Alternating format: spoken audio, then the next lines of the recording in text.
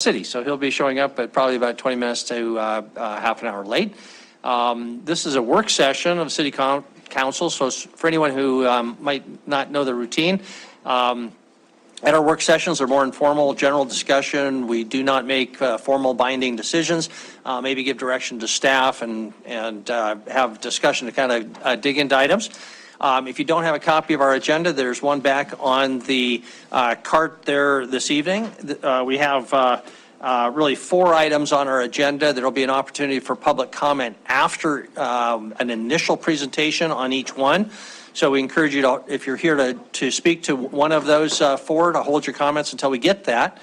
But in just a minute, we'll have an opportunity, if you do have to leave, where you can make public comment on any of the items on our agenda tonight, or even things not on our agenda at the very beginning of our meeting, or you could wait until the very end as well. So with that, before we jump into the public comment period, I'll just alert the members of the council that former City Council member Al Swanson, who I think we announced had passed away about 2 weeks ago. His funeral is scheduled for Friday at 11 o'clock at the First Methodist Church. So if anyone on the council or staff or in the audience is interested, I'm sure the family would appreciate seeing you there, and we wish his family the best. Al was a great asset on the City Council, as well as many other organizations in our community. So with that, we'll open up for public comment on anything,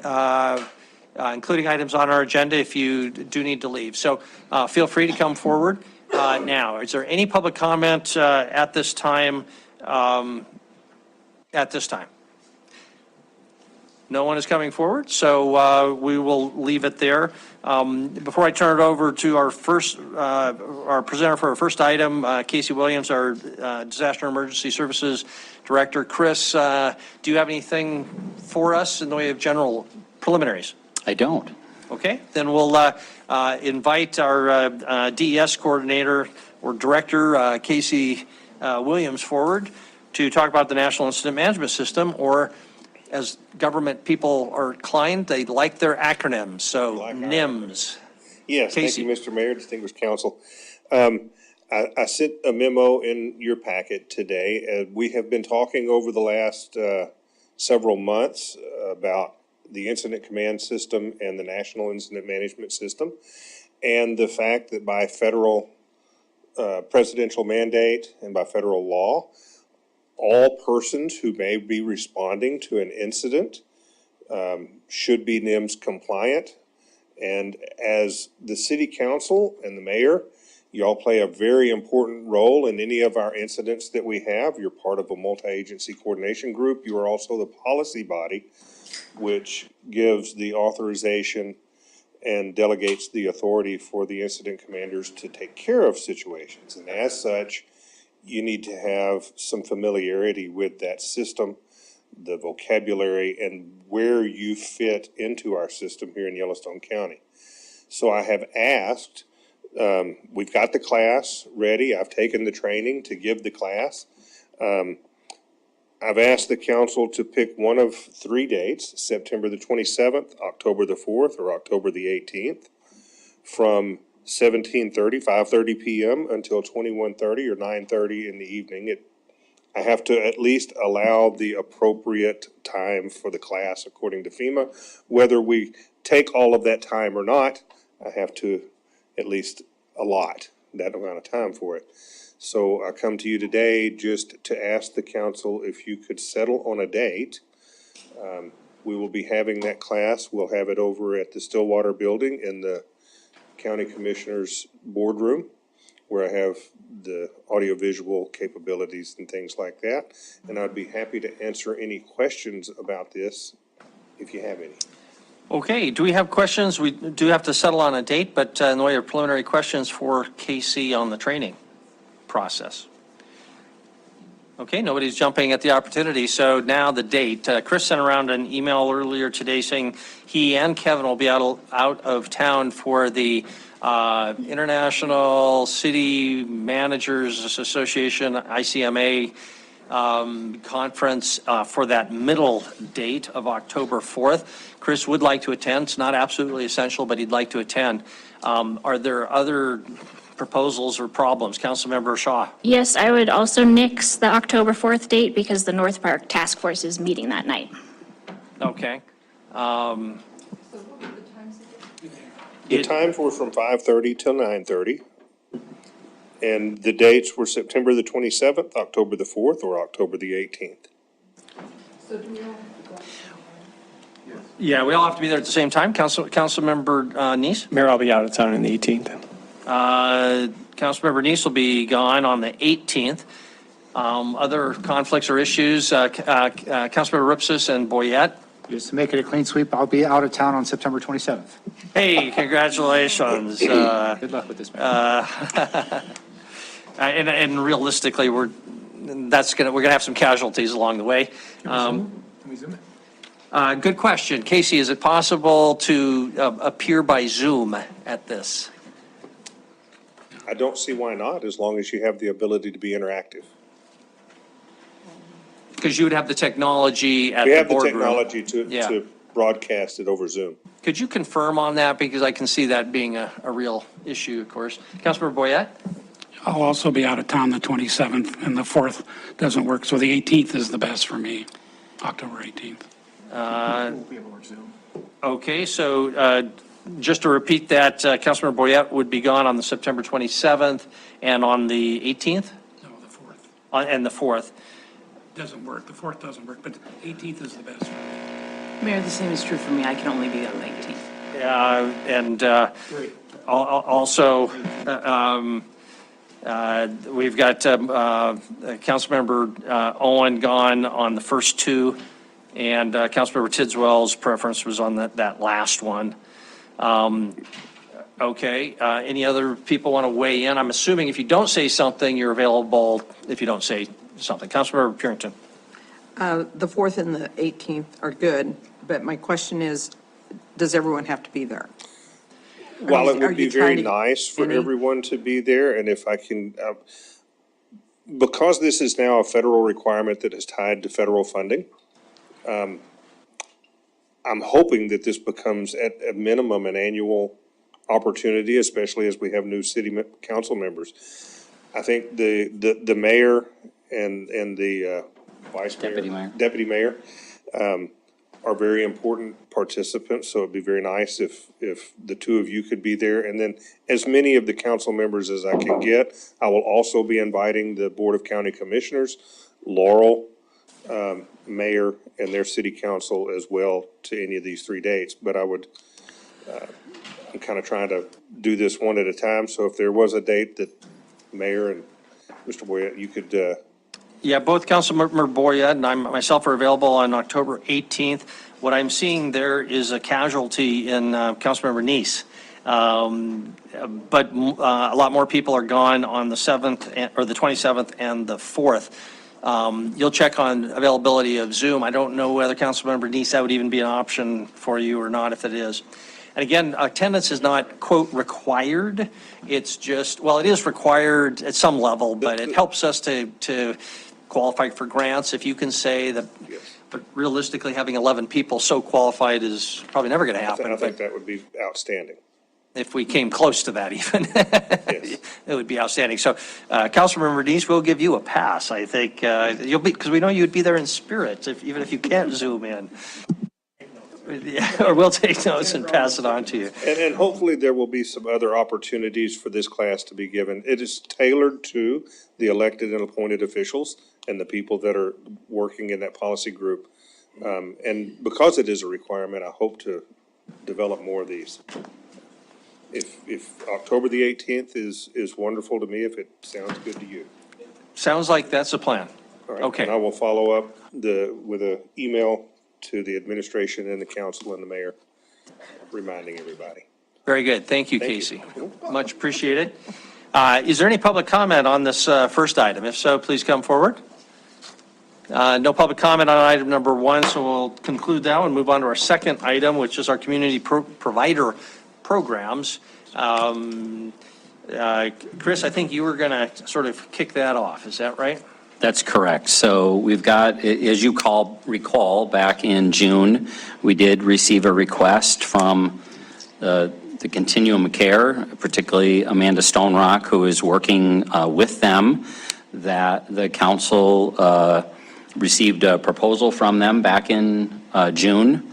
There were some changes made to that proposal that was in the packet material that you received late last week.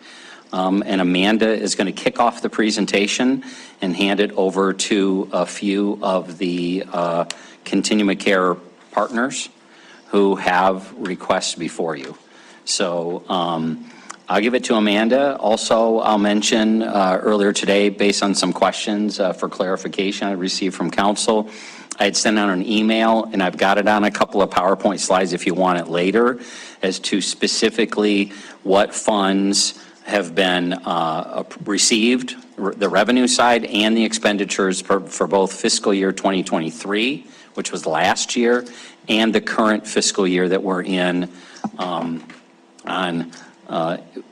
I'm calling it, I don't know if you like it, I haven't heard any feedback on it yet, the Crime Prevention Fund, that being where we put the 2 mills from the public safety, the marijuana local option tax, and the opioid money, and some interests that have been coming in. So those details were emailed out to the mayor and council earlier so the public could see those as well. And if it's helpful at some point tonight, I'd be glad to put those on the screen in your discussion. But with that, I'm going to turn it over to Amanda, and she's going to kick things off and hand things over to her partners. Thank you, Chris. And members of the council, Chris's email with that breakdown that was coming from Andy hit our emails at 8:36 this morning. So if you haven't seen that, you might want to search back in your emails if you have the ability to do that here if you want to see it. And yeah, Chris, I bet you at some point we'll want you to pull that up. So we'll welcome Amanda. And Amanda, if we can ask you to, as I'm sure you were, going to introduce yourself.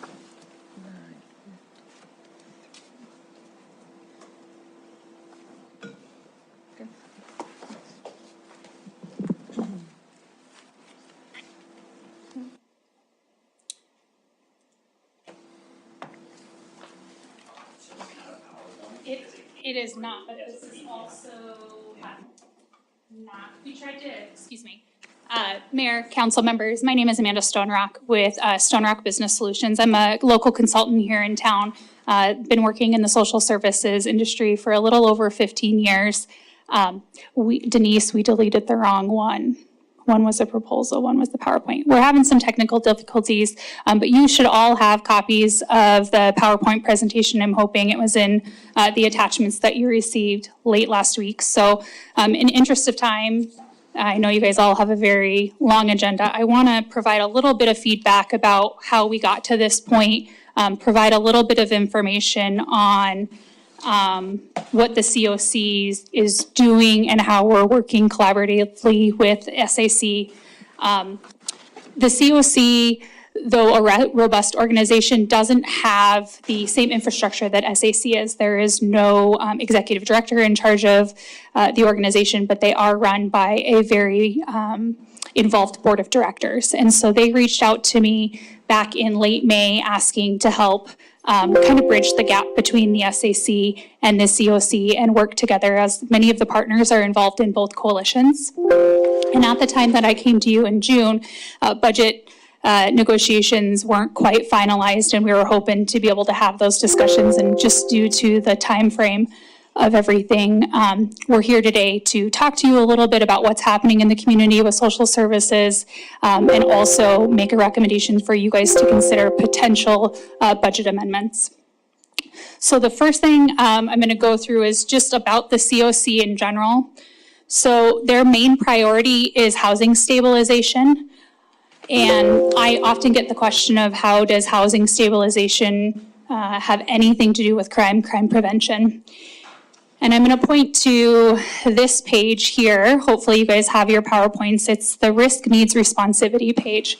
And I go back to understanding the Maslow's hierarchy of need and how basic needs, such as housing, really have an impact on the risk of someone to reoffend or to commit offense, how it can impact their socialization. And on the right-hand side of this page, you'll see how having a lack of housing can lead to survival crimes. A lack of safety can lead to crimes for self-protection. Often those come in violent crimes. Often we see domestic violence-related crimes in there. Lack of social belonging needs can lead to alienation and push individuals towards criminal activities for a sense of belonging. Unmet esteem needs can lead to criminal behavior to prove worth, and inability to reach self-actualization needs can result in frustration and may indirectly contribute to criminal behaviors. So we aren't just about housing. Many of our members do housing first, but it's a coalition of individuals that work with sober living, that get them into recovery, that work with agencies such as Alternatives that are doing monitoring. There's a collaboration amongst the entire behavioral health sphere out of the COC. And starting in May, I began to work with Zach and the SAC on what some funding strategies could be. When I came and presented briefly in June, you may remember that at that time, the SAC and its member partners had made a determination on previous county funding. And at that time, the recommendation that is before the commissioners, yet to be voted on, was supposed to be done this morning, but was delayed, is to refund the crisis center to what it was before the county went out to mill funding. What that did is it left a gap in funding available to certain service partners, such as Homefront partners, such as the DBA, and so on. Councilmember Purington, I know you had asked for the COC's information. I do have a copy of that I'm able to send to you. I received it late this evening. But the idea is, in interest of time and to create a stabilization in the crisis system that we're seeing now, the funding recommendation between the SAC and COC collaboratively is to fund them for 1 year while we work to bridge the gap between the SAC and the COC.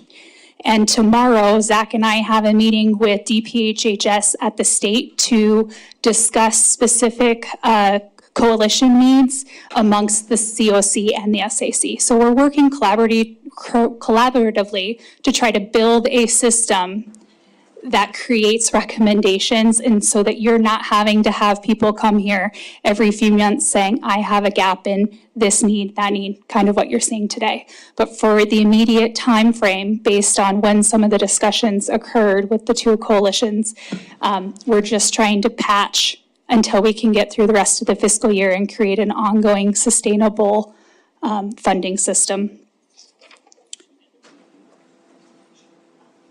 Thank you. If you want to do 2 pages down. Thank you, Chris. So our initial funding request, if you remember, was close to $498,000. In working with Homefront and DBA, we were able to potentially find some other revenue sources to be able to fund those positions, including a modification to the COSAP funding for the DBA. And we're working with Patty to help fund her tenancy specialist position. So the proposal you have in front of you today amongst 4 different partners is $311,000.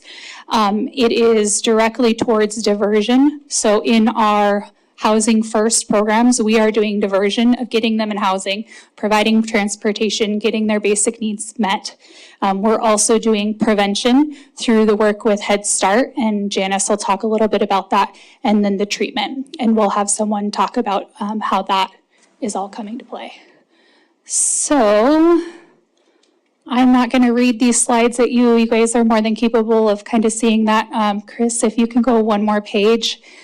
So this is the request. I'm going to have Ginger, who is here to represent Rimrock, to discuss what they're doing with the mobile crisis and how it reduces the reentry to jails and ERs.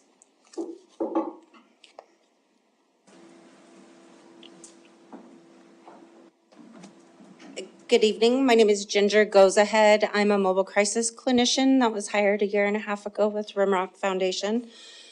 We are currently serving the city of Billings. We are trying to start up our mobile crisis unit to start. We were hoping to start Monday, but the city of Billings needed to, or the fire department needed to hire another EMT. So we're waiting for that EMT. We did do interviews on Friday.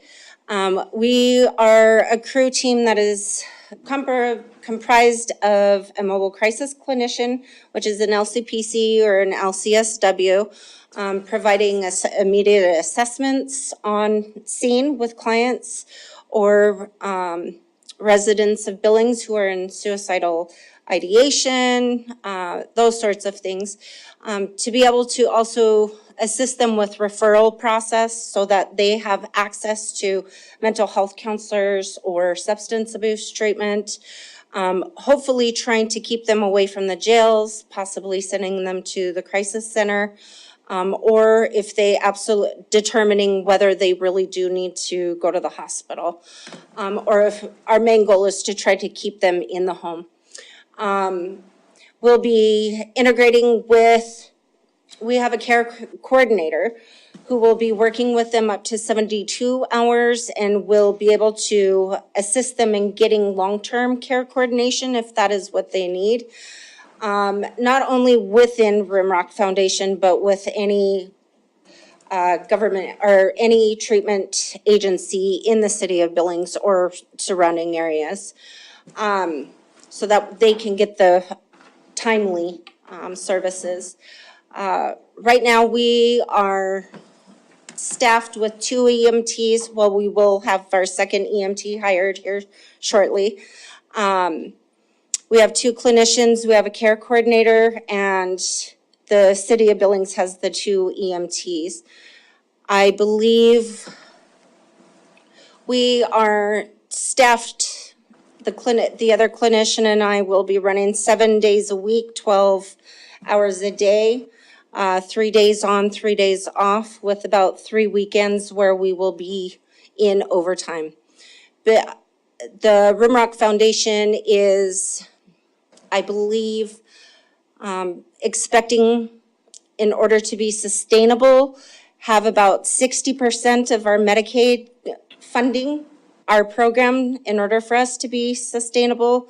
But as we're seeing statewide, AMR is only receiving about 23 to 28%. So we would be happy to work with anybody that is willing to assist us in supplementing in order to be long-term sustaining program to serve the city of Billings. Thank you. And I just want to add to that. I spoke with Assistant Fire Chief Banfield earlier this afternoon, and one of his questions was, how is this a little bit different from the current funding that the city has already allocated to mobile crisis? That funding is specific to the fire department's budget, and so this request is specific to supplement the lack of available funding from that Medicaid reimbursement, which we're currently working on. The state continues to change what Medicaid rates look like and what their requirements are for billing. And so I know that the group is actively working with DPHHS, but that is the difference in the funding between the two. Next up, we have Dave Armstrong with Alternatives.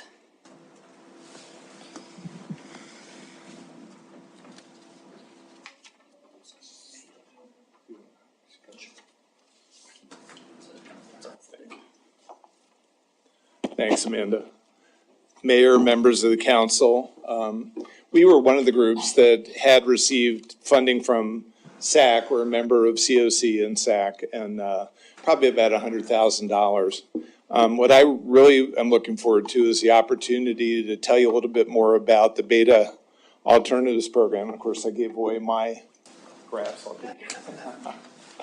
So the Beta Alternatives Program, not too long ago, we had the opportunity to present here and talk primarily about the residential programs, Alpha House and Passages, that you're probably familiar with. But the Beta Jail Alternatives Program probably is not as out in front of the public. And that program deals with 6,200 people a year in this community. And it receives no direct funding from the city and probably about $150,000 from the county. It's primarily dependent on client fees. And that's essentially what we're looking for today, because there's a catch-22 when you're trying to remove people from jail, but there's a fee assessed, to do that. And so we're talking about monitoring today, but before we get into it, this graph will show you some of the services that Beta offers, but I think what you're looking at here is days, not people. And if you look at purple, that would be the amounts that of days served by people who are referred from the Billings Municipal Court. And if you look at the second column over, the jail-based pilot program, 13,500 days of monitoring, electronic monitoring, scram monitoring, and remote breath monitoring. But you also see 72,000 days of treatment, 128,000 days of misdemeanor probation and pretrial supervision that goes to the city. And I just want to make you aware of that. I just don't think that everybody is aware of that. The jail-based pilot project is aimed at moving people who have opioid addictions out of the jail, but in a safe format. And so it works with people to provide employment if necessary, counseling if necessary, support for housing and needs, but you can't release those people without also having security.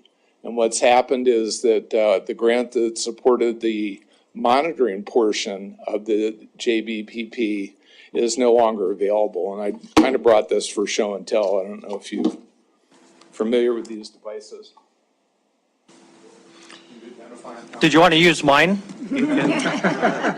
think we changed the battery.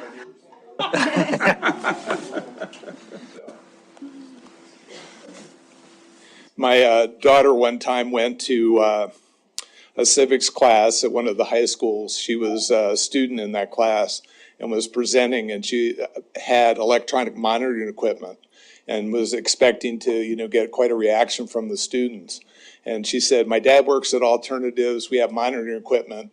And the kids go, oh, I go to Alternatives. I'm taking my drug test there. And the other guy did what Mayor Cole did, lift up the pant leg and said, look at my monitor and the like. So you'd be surprised where you find these things. What you have with you are 3 monitoring devices. This is the GPS device. Basically, 24 hours a day, it's monitored. We know the location of the offender that's wearing that. Very important for, obviously, people who use drugs, but also for partner and family member assault. The second wristlet is a scram unit, and that's a 24-hour-a-day alcohol monitor. So basically that measures the transdermal emissions that come through our skin when we drink alcohol, and will then report wirelessly that somebody is using alcohol. And the last item is kind of like a cell phone, but it's a remote breath unit. So it will call you, it tell you that you are due for a breath test, and you have a certain amount of time in which you put it up to your face and blow into it, but it identifies you through facial recognition and then measures whether you have alcohol content and the like. So these are 3 of the devices that we can't provide at no cost to the people who are coming out of the JBPP program that's reducing the jail population. So you saw it, there are 13,000 days of municipal court people on JBP coming out alone. So that the difficulty will be that we will have to go back to clients and assess their financial ability to pay for that. And so most of what we're doing for people is actually supporting them in their housing costs and clothing and so on and so forth. So to turn around and have to charge $10 a day is kind of counterintuitive as far as what we're trying to do with the program. So that's it from my standpoint. I appreciate the time. Thank you. Thank you, Dan. Next up, we have the COC's request for their coordinated entry system. So currently, there is a coordinated entry system with a half-time FTE who is responsible for doing a whole bunch of work, managing the coordinated entry system. This system is kind of the backbone of what the COC is responsible for doing. And there are a lot of HUD regulations around what it takes to be a COC, and one of those is to have a coordinated entry system that also does a point-in-time count. And that's actually what you think it is, counting at a single point in time the houseless population in our city. And so to have a half-time FTE who's responsible for doing all of that in addition to the coordinated entry services, the COC coordination meetings amongst the 17 direct service providers and the 34 community partners is kind of a lot. And so today we're here to ask to increase that position from a half-time FTE and increase it to a 3/4 time FTE. And in doing so, we will be able to serve more individuals and expand what the COC is doing. In addition, we are also requesting to have some funding for the data infrastructure. So there are a lot of costs associated and data entry associated with entering points of point-in-time counts and the coordinated entry services so that we can obtain funding at the city level from HUD and the other resources. And so today we're asking for that so that we can serve the 1,400 caseload here in Billings. This is a staff member who is currently contracted. So because we do not have our own association and we are under a fiscal sponsorship of United Way, United Way actually contracts with this individual to do this. I don't know if there's specific questions about that, but I've presented enough on the COC. I don't think I need to tell you any more about what we do as an organization, but that is what the $156,000 request is to pay for that data infrastructure and for the coordinated entry specialist position. And then up next, this is the only new request. Other requests were previously funded, like we've discussed, through either county grant funding, a state level funding, various different funding sources that are no longer available. But back in, November of last year, maybe, Chris and I had a conversation about family nurse partnerships. And at that time, he said that there was a gap in services for the 3 to 5 age range. And Head Start happens to be a client of my business. And so because I was already here presenting to you today, and Head Start is involved in the COC and the SAC, I thought I would bring to you a new opportunity to help support the prevention funding, which you guys have previously funded for Family Nurse Partnership. So Janice King.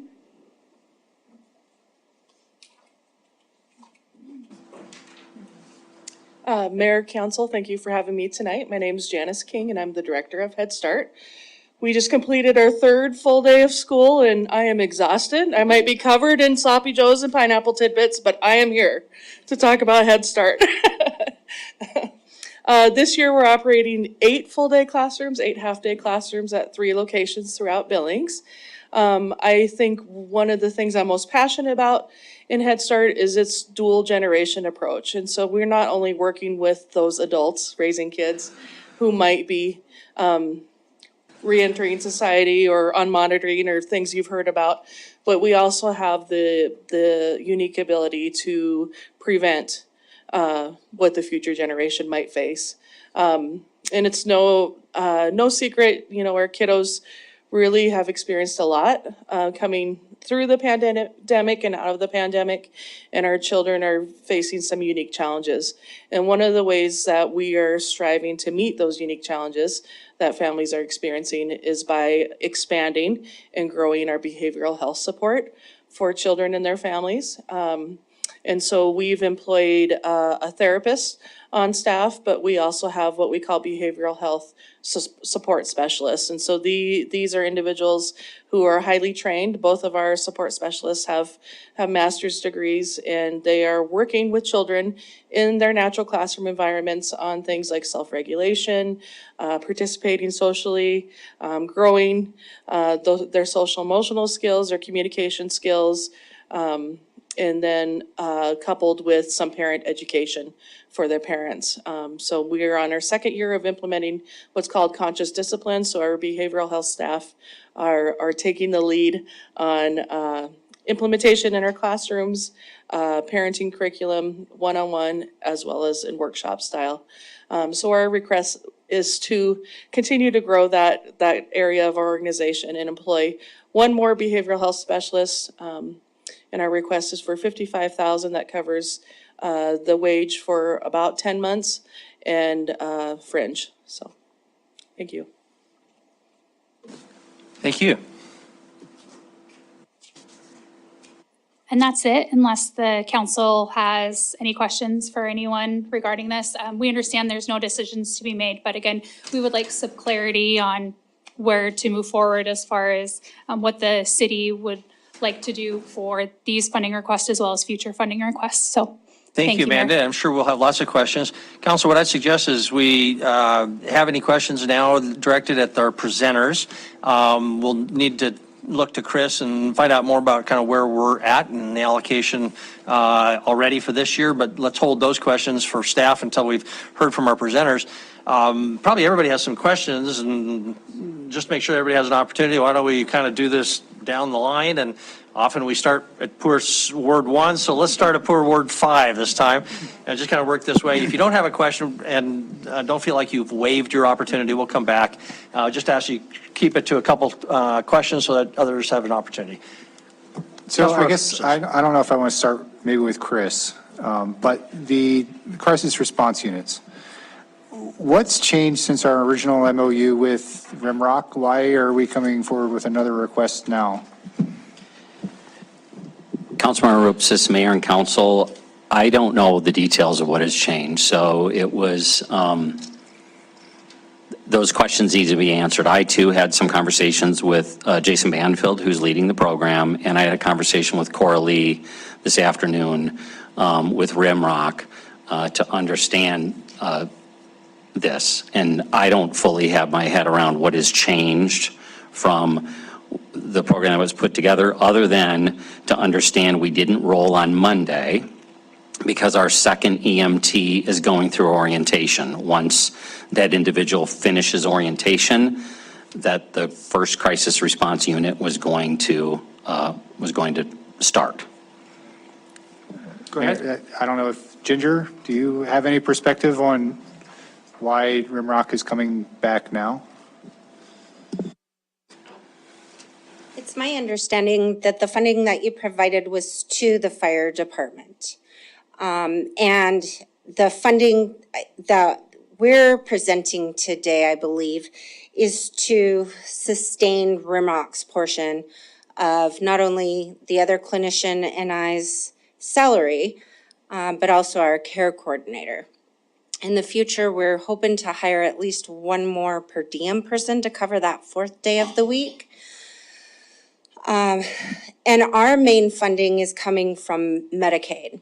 And like I said earlier, we're only projecting that we're going to get about 23 to about 28% of our billables from Medicaid, when we're probably going to need up to about 60% Medicaid funding in order to be long-term sustaining. Mayor, I guess just one more follow-up. Yeah, I think those things were known back when we did the MOU, so I'm just wondering why. Based on my conversation with Coralie this afternoon, I think the gap is we have to pay the salaries for these individuals for the entirety of them being on shift, and we're only allowed to recuperate and bill Medicaid when we are actually performing the service. And so they've identified a gap in reimbursement between the billable service and the time for documentation and all of the other things that we can't actually bill that we have to pay for. So that was my understanding from Coralie on that change in request. And another thing is this money would cover residents of Billings that didn't have Medicaid, essentially is what it's. Okay, did you have something else? You're good there? Okay. Councilor Boyette? Thank you, Mayor. I guess this would be for Amanda. Do you have a minute?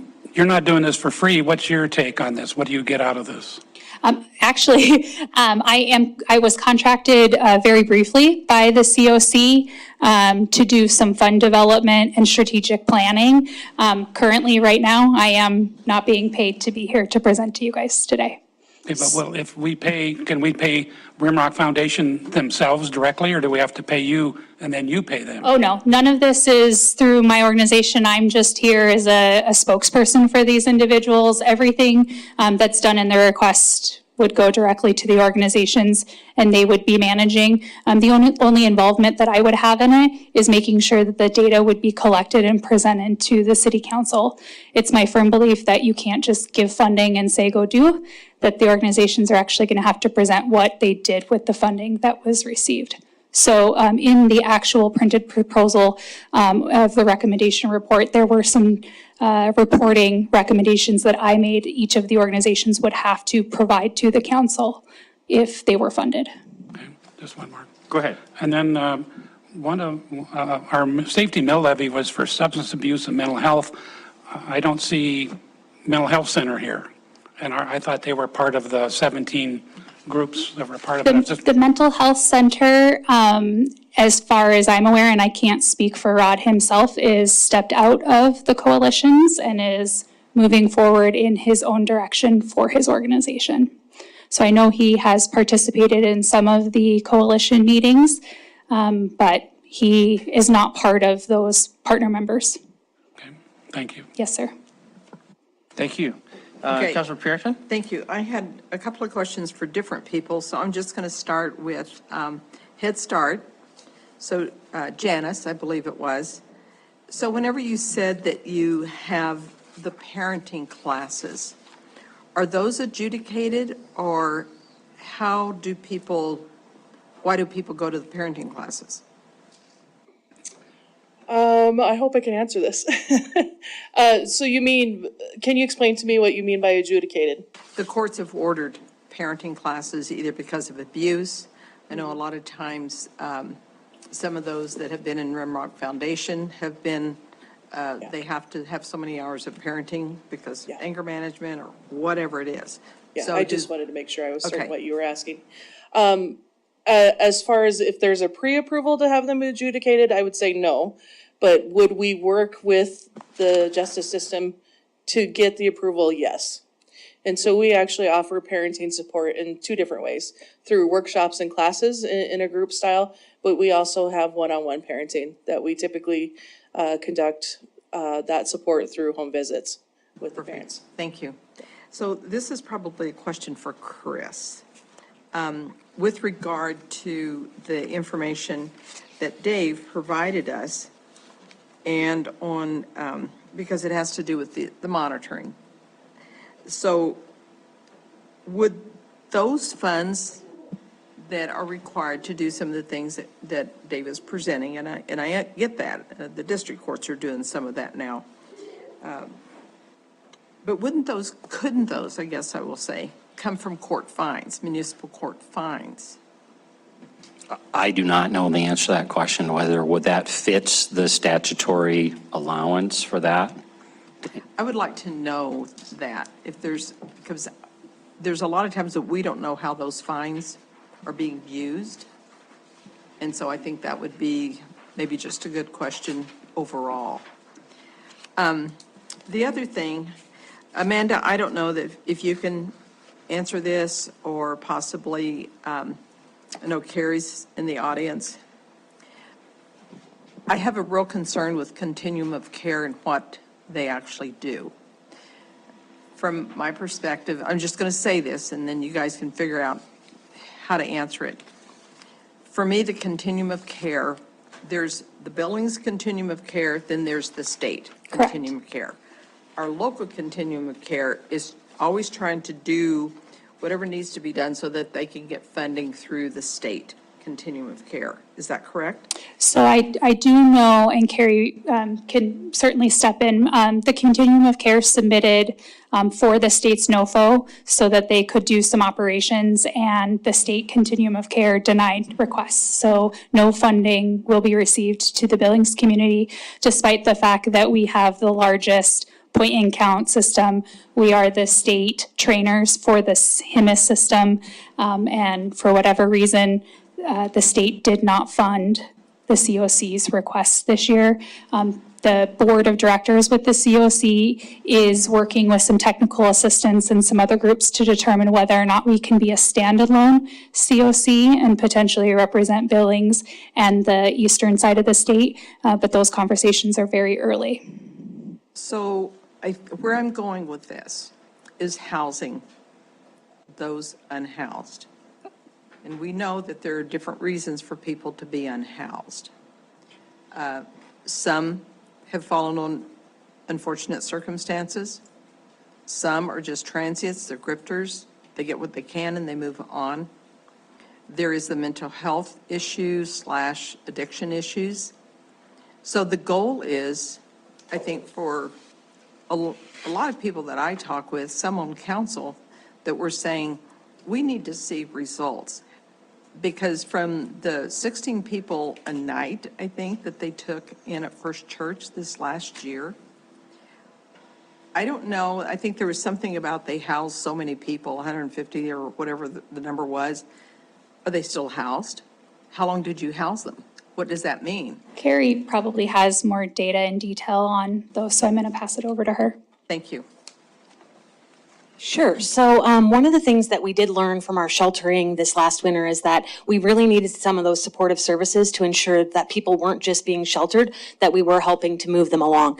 So some of the data that I just had Tess pull for us today that we're able to do because we do have this coordinator position, of the 1,668 people that we served from September 1 until August 31st this last year, 1,382 were adults. So of that, 209 were exited to permanent destinations.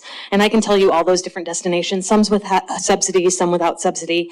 51 more were exited to temporary destinations. So that looks like detox or treatment. 14 people were sent to detox and treatment. 9 were sent to jail and prison as part of adjudication and sentencing arrangements. And then we did have 2 that went to long-term care and nursing homes. And so we did actually, with really just the support of one half-time person and then a really small but mighty diversion fund of $15,000, we were able to exit 209 people in the last year to permanent housing. And none of those have come back into our system. Thank you. Yep. And I'm sorry, Carrie, just what was the number of total people served again with the Shelter First program? Shelter First was actually 222 unique individuals during that 4-month period. 222. Yeah, and that factors into that 1,382 adults. And so the rest were youth. So of the 1,668 that we served, 241 were youth under 18. And when I'm sorry, the 1382 was a general continuum of care group. Everybody that we serve in Yellowstone County who has come into coordinated entry, then we prioritize people based on who needs the most help so that we can exit those out that are going to be most likely to be successful. Okay, very good. Thank you. That's good. Councilmember Tidswell? No, anything? Councilmember Trinky? I'm fine, thank you. Amanda, I've just got a couple questions about this chart up here, and if I can start with you, and then if you need to call up any of the individual presenters, feel free to do that. Yes, sir. I'm just trying to make sure I understand the time period that's being requested for each one, and the likelihood of those becoming, the likelihood of there being other money to take over at some point, the practical time period. So the first $50,000 for Rimrock Foundation, for example, is 1 year. We know from the materials, it's really just to handle a lot of the operations costs associated with the mobile crisis unit. Correct. I guess I would consider that to be essentially a permanent need, but this is just that first-year cost. Is that, So one of the recommendations that I had when I was working with Councilmember Chiriki when we started this request process was the council didn't want to see long-term ongoing expenses. They were interested in short-term things that could be data-driven outcome measures, as Council Purington said. So we indicated we're working on a strategic funding source with DPHHS to bridge the gaps on some of this. Like I mentioned before, the Crisis Diversion Fund changed 2 years ago. They are looking to Yellowstone County on what happened as a result of that change, which is why we're here today. And we're going to work to move that back into crisis diversion funding, which is why you see RIMROC as 1 year, because we do expect that mobile crisis and that gap in funding would be replaced beginning July 1st of next year.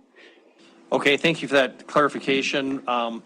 So we'll just agree that the need is permanent, the funding, there's always hope that there'll be another source of funding on that one. Correct. And then on the second one, similarly, the need is permanent because that's just the system. The $50,000 number, it's over 2 years. Is that $50,000 per year? It is, we would request 50,000 each year for the 2 years, but the total of the 311 is just for this fiscal year. Okay, thank you. And then the continuum of care ask for the 2 years at 156, that's also a per year? Correct. And similarly, kind of a permanent need. There's no other funding source on the horizon on that one, is that true? I am currently working both with Zach at the SAC and with the partner members to develop a long-term sustainability plan that brings in dollars that are not local tax-based dollars. I find it unsustainable to request this kind of funding long-term from local tax dollars. As a specialist in funding procurement, I know of several long-range federal funding options that we're looking into, as well as some foundations and capital projects. Okay, thank you. And then lastly, the Head Start, again, that's a 1 year, but you're talking about hiring somebody, so that's going to be a permanent need.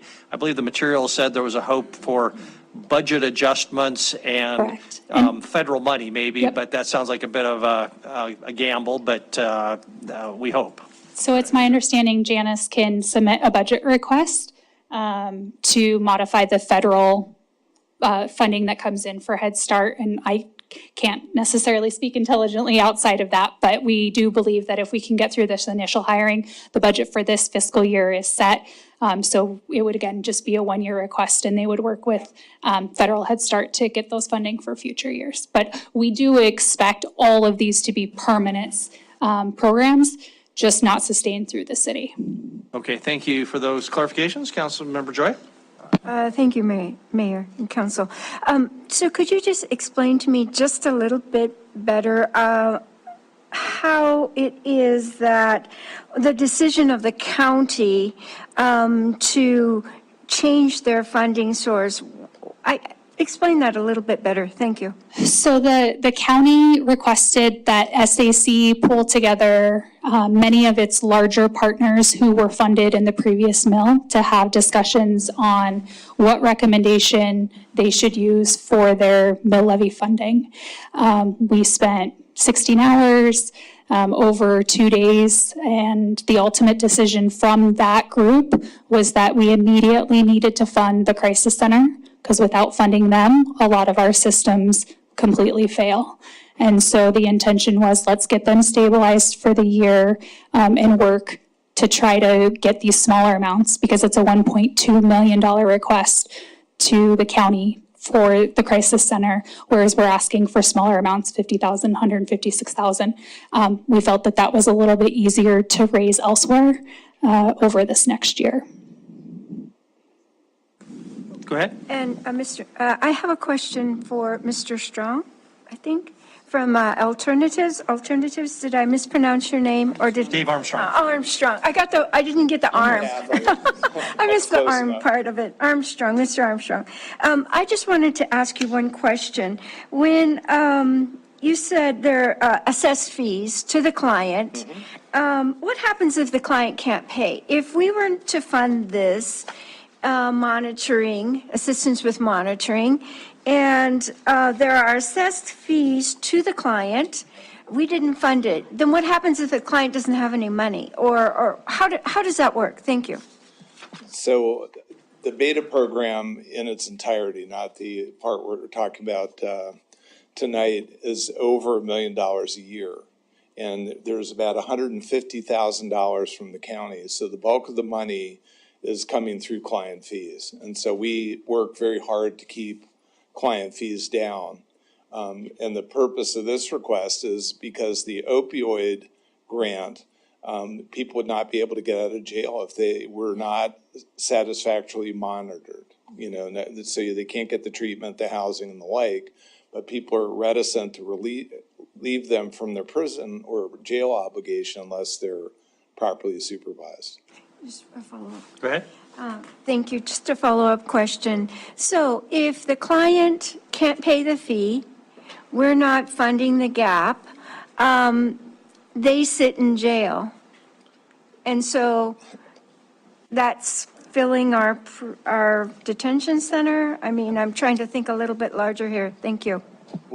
We work with the clients pretty hard. So we have clients who do community service in lieu of paying a fee. Some people we waive, and some people we've offered services and they don't pay, and that's just bad debt. So all that's built into this. Thank you. Yeah. Okay. Thank you very much. Councilmember Rowan? Thank you, Mayor. I got the buzzy one tonight. Amanda, I have a lot of concerns about these proposals. Yes, ma'am. The biggest one is that I know that most of them have alternative sources of funding, and I know that because I worked on most of these projects. But the one that's really on my mind tonight is the Rimrock Foundation project. Because if I remember right, and you can correct me, the process of becoming the provider on the crew was a bid process.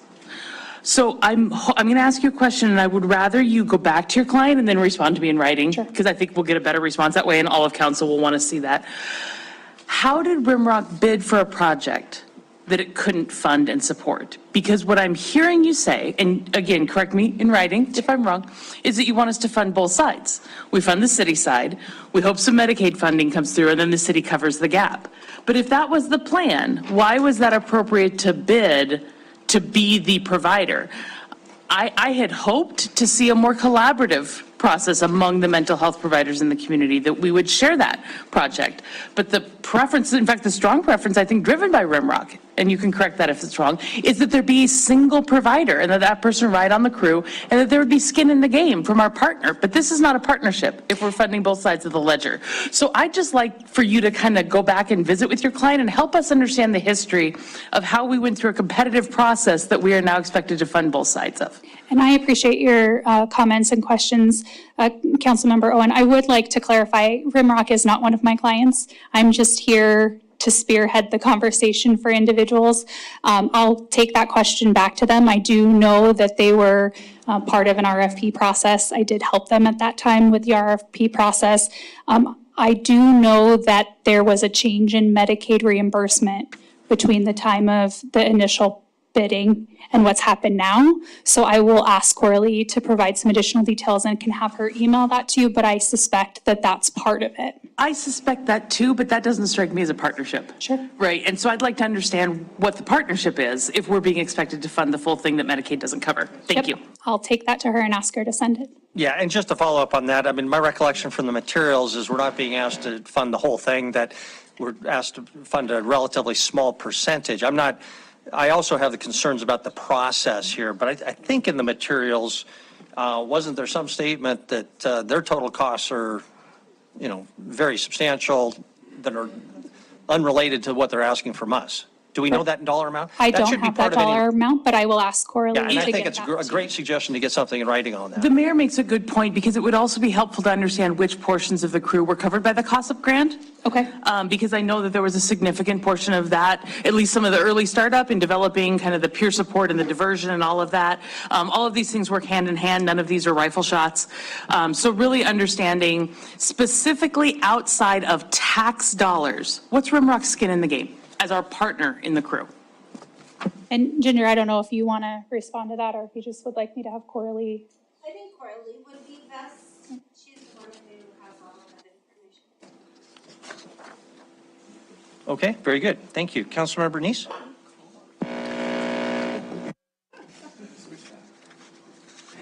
Thank you, Mayor.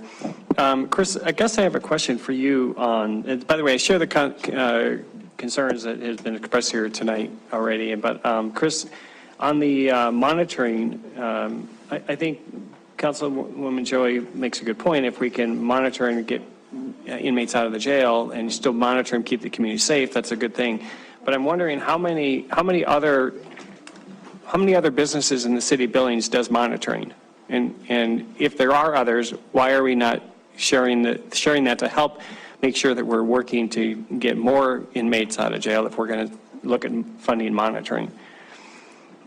Councilmember Neese, Mayor, Council, I don't know the answer to that question. As you recall, in my memo, I point out in the recommendation, I think the part that's the least clear in all of this, I think as a community, we have a plan and a strategy. I wouldn't say anybody thinks it's perfect, but a good one. What we don't seem to have is clarity as to who's funding what and where the funding is coming from and what pieces are being funded. Okay, thank you. And so that's why I say in my recommendation, I think that's a component that we as a community and in my conversations today with both city and in this case, Rimrock, there's more clarity needed as to what is happening. And we know Medicare has been absolutely a moving target relative to the legislative process. And ultimately we went through the RFPs and where we sit today and with the federal government. But I don't know when and where that'll settle down. But specific to your question, I don't know how many players there are in the community that provide that particular service. Okay, and then I'm going to move on to Councilmember Head Neese. Start. That's okay. He's answered that. Thank you. I'm going to move on to Head Start. In the presentation, and I don't know if you put this presentation or together or not, but it was talked about this gap with the Nurse Family Partnership, that this fills the gap. And I'm wondering if we're talking apples to apples here, because as I understand what Nurse Family Partnership has, a very long track record and proven results of what they can do during that program. Does this Head Start program have that same longevity of track record and results oriented that the Nurse Family Partnership program has that you know of? I would ask that question of Head Start. In our conversations from last year, the discussion was that NFP, Nurse Family Partnership, works from prenatal to the age of 2. And so I think the gap maybe that was contemplated was, okay, well, what happens between then and school age? But I would ask Head Start to let you know relative to what their track record is, what their evidence-based kind of research Okay, so is. let me rephrase this as again. Do you feel that this program is equal to the Nurse Family Partnership program that would continue on, basically continue the Nurse Family Partnership program and really fill the gap for the city? Honestly, Councilmember Neese, I'm not qualified to answer that. Okay, thank you. That's all I had. Thank you. Thank you very much. Councilmember Gulick, welcome. Yes, thank you. I think there's been a good line of questioning up to now, so my questions have all been addressed somewhat. Great. Thank you. Councilmember Shaw? Yep, I just have one for, I think, Amanda. So I hear exactly what you're saying about filling these short-term needs. My big fear, though, is that the county's going to change things up in another 18 months, and we're going to be right back here having this same conversation.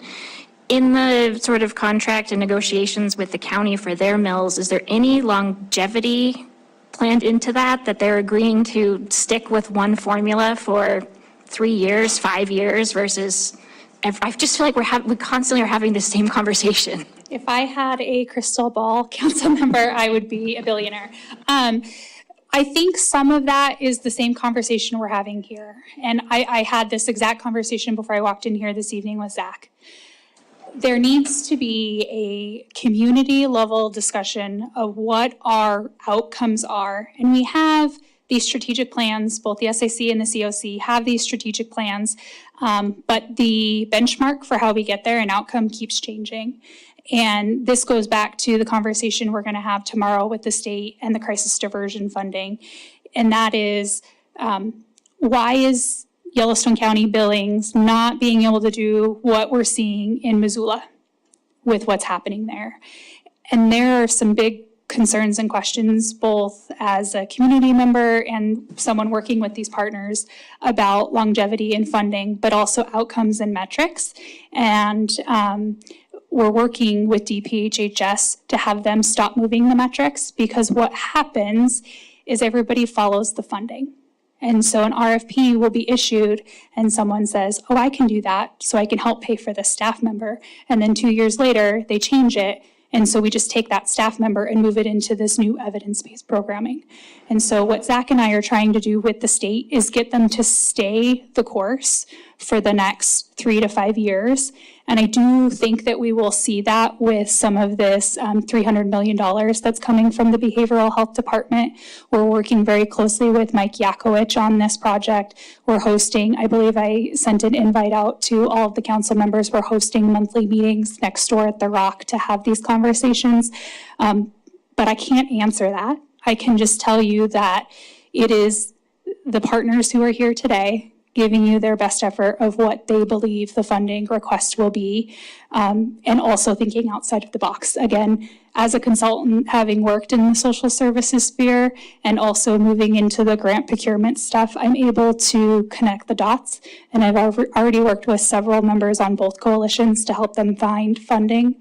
I just think we're tapping into limited resources when they're, like Councilmember Owen said, there are other funding available, but everybody is putting out fires right now. And so we ask for this help to stabilize while we take the next 6 to 7 months to actually have a formulated plan for long-term sustainable funding.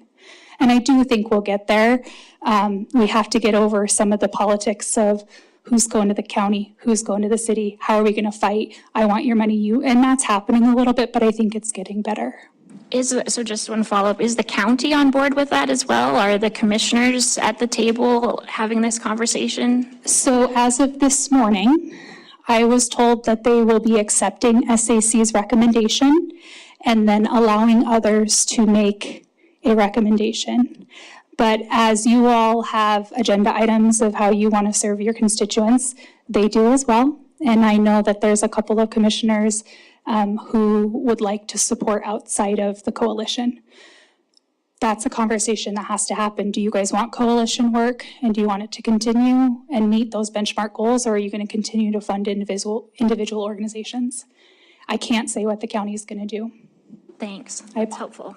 Okay, thank you. Speaking of limited resources, Council, we've been on this item for an hour, and time is limited, but we need to hear from Chris and sort of where we're at on the funding, big picture, and then Chris, and we'll let you chime in on anything else you want to comment, and then we'll open it for public comment and then try to move on to our next item. Can we turn over to you, Chris? Thank you, Mayor and Council. I just wanted to continue on the discussion where we were, because I think in each of the discussions I've had in the past, and then again late last week and again today, very consistent with what Amanda just shared. I think a missing or struggled element in our community, we have these two coalitions made up of fantastic service providers, but we have not gotten to a point where the coalitions make recommendations collaboratively to the city and county as to what to fund and how to fund it and what the outcomes will be. We have a plan, we have a strategy, we have these coalitions, we have an understanding. Well, we have federal funding, grant funding, but we still don't have a scenario, and we're not here tonight. And honestly, some of us thought we were closer to this point tonight than we are, including myself, which is were these a set of recommendations coming from SAC and COC? And that's not the case.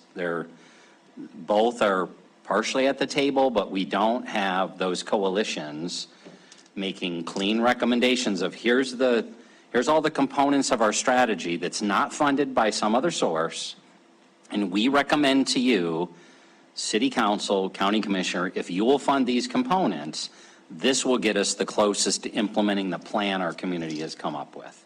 And my hope would be after tonight, based on whatever direction you give, we need to move in that direction before we make any decisions about who should get what funding.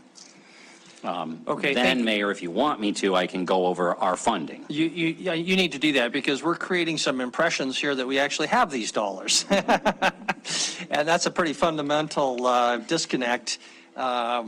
So if you would do that, that would be great. So what we have on the screen here, and I apologize for our, I want to do a screen save. I just want to get us up here. Keep going, you can talk. Okay, so this is 2 fiscal years covered. So last fiscal year, FY '23, the property tax revenue was just a little north of 434,000. The local option marijuana tax revenue, that was a partial year. If you recall, the tax had come in mid-year. We had interest income, and then midway through the year, learned of the opioid settlement was actually coming to a point where revenues or cash would be shared with local governments. So in FY '23, which ended June 30th, that year's revenue is about 623,000. The expenditures are listed below as to what was approved. Crisis response units, low barrier shelter, that's the actual cost. I think the approval was not to exceed 211. And then we have a few other components that are still being worked through. The Big Sky Drug and Alcohol Symposium and the Substance Abuse Connect, that's a known one. So those expenditures, 260, leaving a cash balance at the end of the year at 362. And Andy points out there were a couple other commitments made, printing initiative for the handbooks and CRU supplies that were ordered. So we ended that last fiscal year with 350,000. Bring it forward to this current fiscal year, which is the next slide. 350 coming in. We do estimate property tax revenue at about 518, that being the 2 mills. Marijuana tax revenue, opioid settlement, interest for about 952,000. And then you can see the expenditures there for crisis response, misdemeanor jail space, Nurse Family Partnership. I can tell you the agreement between ourselves and Riverstone has gone back and forth, and I expect to bring it to you. I think I put it on the first or second meeting in October for approval, that contract with Riverstone for NFP. Dollars were dedicated for Domestic Violence Family Justice Center and SEPTED implementation for a total anticipated expenditure in the current fiscal year of 1.25, leaving 5695 is what we anticipate ending the year with. Okay. Anything else on that, Chris? No, other than recognize the FY '23 numbers are not audited yet, but Andy and I went through them. It'll be very close to that. The audit will tweak a few things, particularly on the tax revenue side. And of course, FY '24 is a budget. So those are all estimates, both on the revenue and the expenditure side. So bottom line, council, is we got about $50,000 and we just had a request for 311. I'm no math genius, but I do think there's a bit of a gap there. Councilmember Owen. Mayor, I just want to clear up a couple of things. Is that 369 number after we have taken out the amount that council has allocated for new city hall? Yes. Okay. Yes, it is. And I should know this, but I don't. Did we not fund the misdemeanor court assessment out of this pot of money? We must not have. Andy Because and I know we split it over 2 fiscal years. Yes, correct. I would like to double check that with Andy. When Andy and I went through it, we didn't come up with that question this morning. We might be a little closer to 0 than 50. Yeah, well, and as you know, that study, you're right, it was over 2 fiscal years, it's well over 50. I think the Yes. total cost on this study. It was higher. For the court is north of 200. No, less than. It came in under 200,000 after they reduced the scope. Made the adjustments, But I thank you. still think, I thought we pulled it out of the marijuana tax revenue portion of the fund. I will So double think we check should that with double-check Andy that. in the morning. Okay, good point. Thank you very much. Okay, any other questions for Chris before we open for public comment? And not so much on the merits of where we want to go with this, but just kind of factual questions. Councilmember Purington? Well, I think they're factual. So the public safety mill levy, part of that was that we would fund a crew team. And it seems like we keep pushing it back, pushing it back. Initially, it was because of Medicaid. We couldn't figure out the Medicaid thing. But it's interesting to me that our our fire chief didn't know where it was at, 2 weeks ago. Chris, our city administrator, still doesn't know where it is, and it seems like Jason's the only one that knows anything. I would like Jason to come to council and explain what's going on, because it's part of going to the voters and saying, this is what we're going to use it for. And they believed it, evidently, because they have to pay for it. So I'm saying, when is it actually going to come on board? I agree with Jennifer's assessment when she was saying, Rimrock said, we can do this.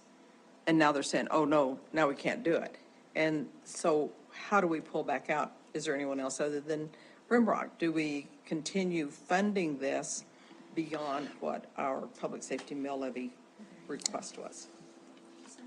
Thank you. Happy to. The only piece I would add is I know costs that we've experienced are the staff that we have hired, the EMTs, to be our part of that program. We've not reimbursed or funded, to my knowledge, things through Rimrock. I understand. And we haven't rolled the program yet, which is frustrating.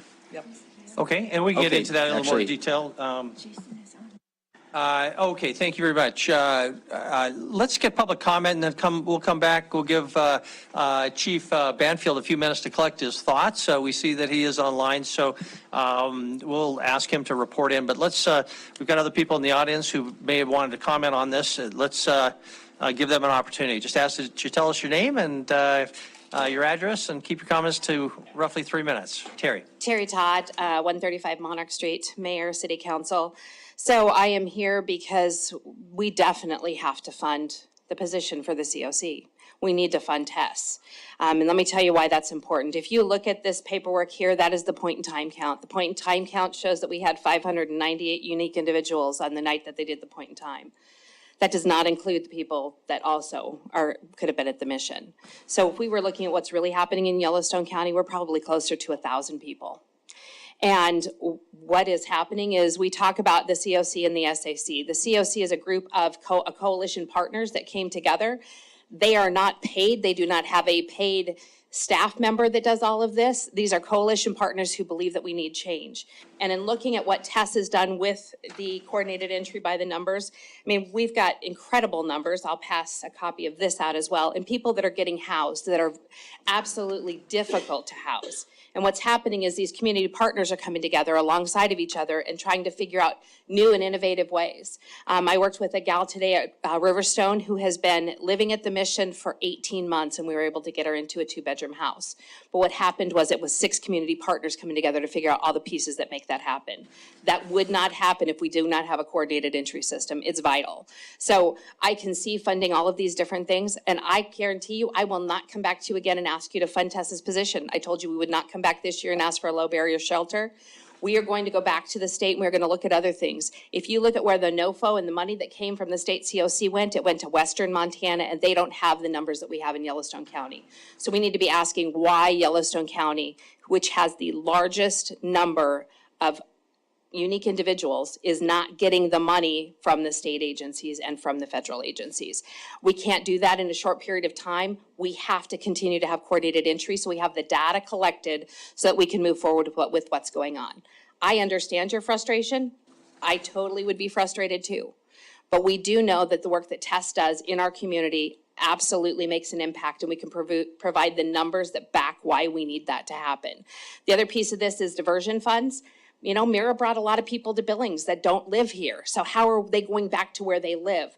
How are we getting people diverted when they have, all these fines and fees and bad debt? So diversion funds helps us with that. We have neither one. So the money that we had in diversion was gone by May 15th of this year.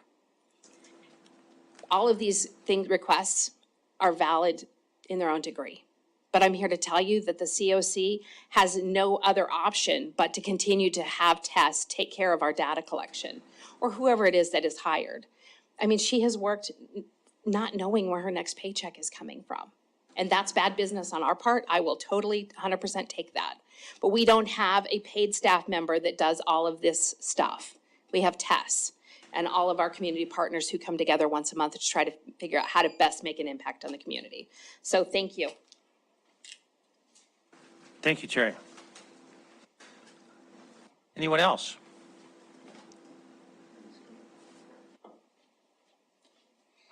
Good evening, Council and Mayor. Patty Webster, 4432 Vaughn Lane. As you know, I am the CEO of Homefront. We did pull our application for this funding because after visiting with some other powers that be, I felt it was a little murky. And I wanted to try to come a different way. One of the things that I think the council needs to be very aware of is that other coalition directors or whatever aren't actually giving you information that's necessarily true. And what I mean by that is, when we put our application in, people said, or information was said to you all and to other public meetings, well, they just sold these single-family homes. Why don't they have enough money? Well, because the federal government says we can only use that money for other programs under the 1937 Housing Act. This isn't part of it. So we've been funding a position for the last year that quit being funded under the county tribal matching grants because DPHHS changed their rules and changed what they were going to fund. And so what we were doing no longer fit within that funding cycle. And I believe that's the thing that Amanda's going to be talking to DPHHS about. But we have, what I want you to hear from me loudly, is that all of these partners in the COC are doing all of this with their own staffing, with their own funding, just to get all of those people housed under coordinated entry. No one's being funded for that. Tess, we need that funding for her coordinated entry coordination to pull all those pieces together and the data so that we can do good programming that's happening here in Billings. If you look at those numbers, it's incredible what the unfunded coalition is doing. And I would like you to compare that to the funded coalition and their full-time staff person. Thank you. Thank you.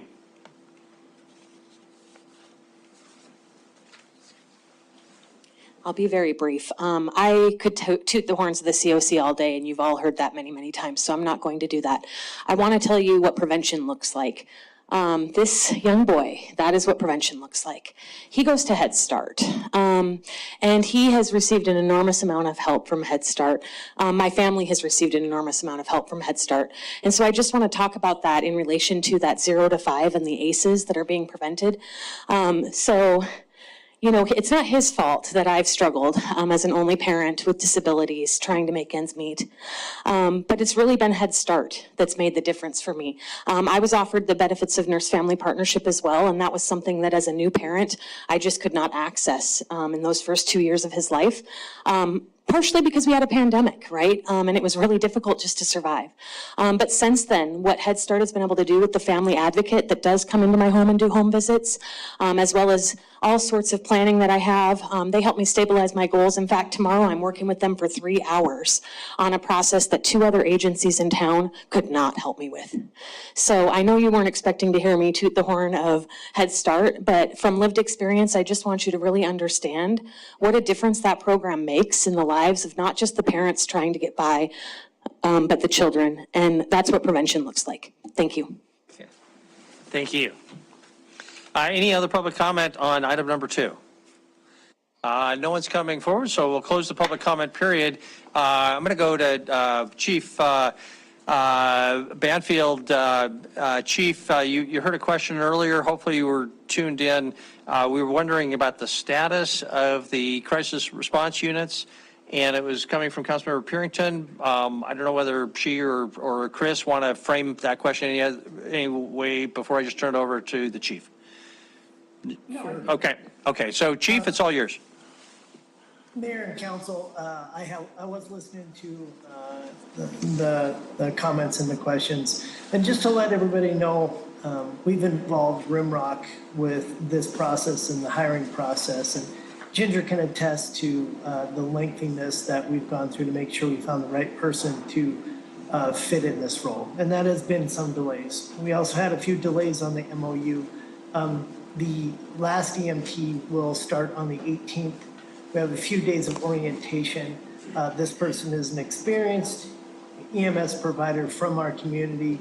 It's going to be an easy orientation. So I believe that we should be up and running before the end of the month or the latest, the 1st of October. I don't see any more delays coming for us.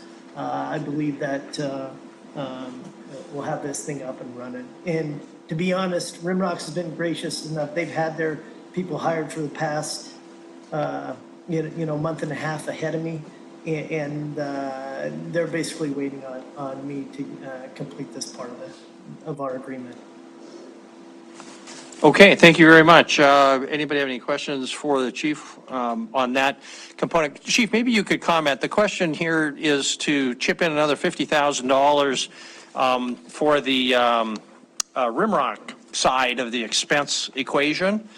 And but we were sort of thinking we only had to fund your people and the vehicles. I'm looking at the paperwork and I see that there's an estimate that their costs are about $500,000. We're being asked to chip in $50,000, be about 10%, but that's pretty fuzzy. Can you tell us whether there was any promises made or no promises about our paying Rimrock costs, or do you have any comments on that element of the request?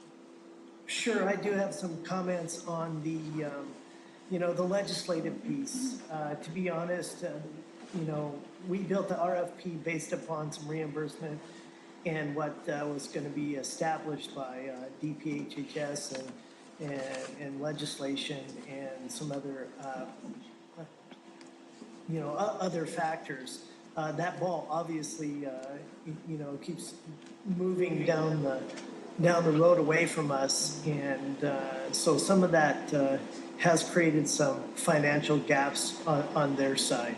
Of course, you guys get to make the recommendations and you get to spend the money, whether you're going to support that or not. But until, we pin down,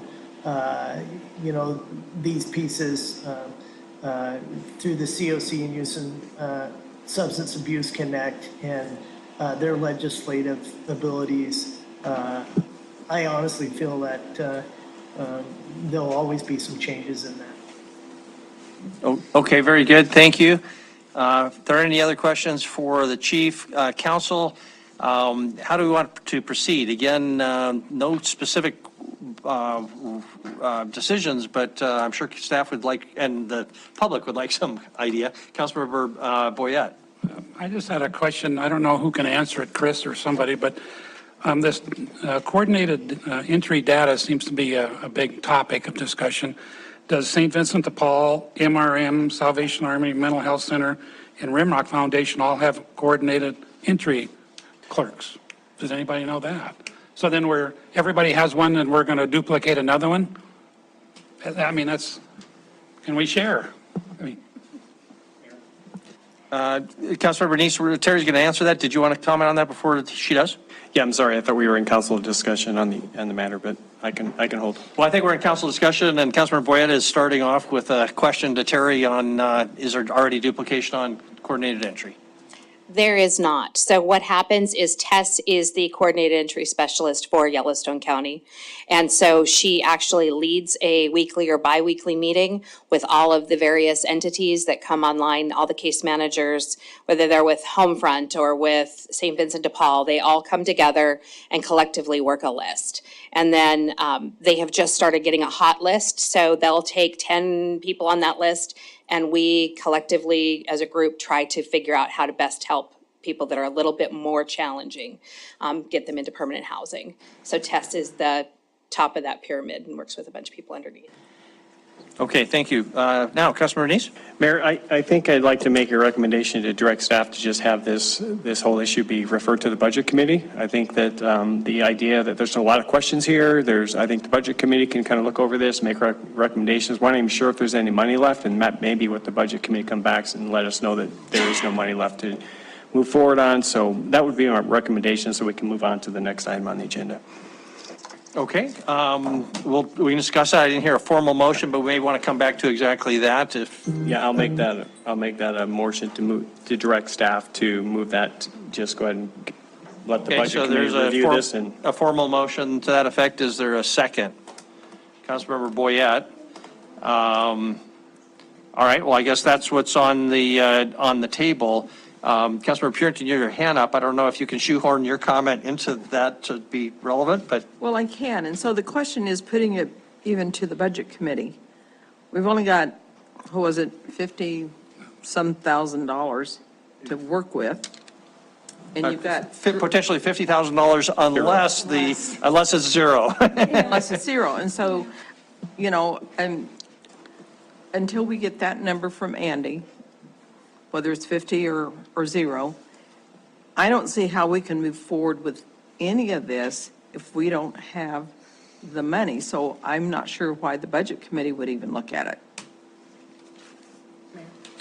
Okay, it's further discussion. Councilmember Owen, and back to Councilmember Neese when you're done. I just kind of wanted to answer Councilmember Purington's comment. I think you're right on the dollars. We don't have any.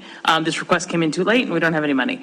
But at the same point, the Budget Committee will watch the budget all year long. And if staff are recommending budget amendments, those are going to go through Budget Committee. So I would think we could just simply keep this on our list of things to be watching, things to be crafting, things to be talking about. And as it becomes appropriate, bring those recommendations just like we would any budget amendment recommendation, or begin looking at it for next year and whether or not it fits within the scope of the public safety strategies. So I would hope that motion doesn't require us to look at it next month and come right back, but just to hold it over time and consider it in the scope of all the amendments that staff will be bringing.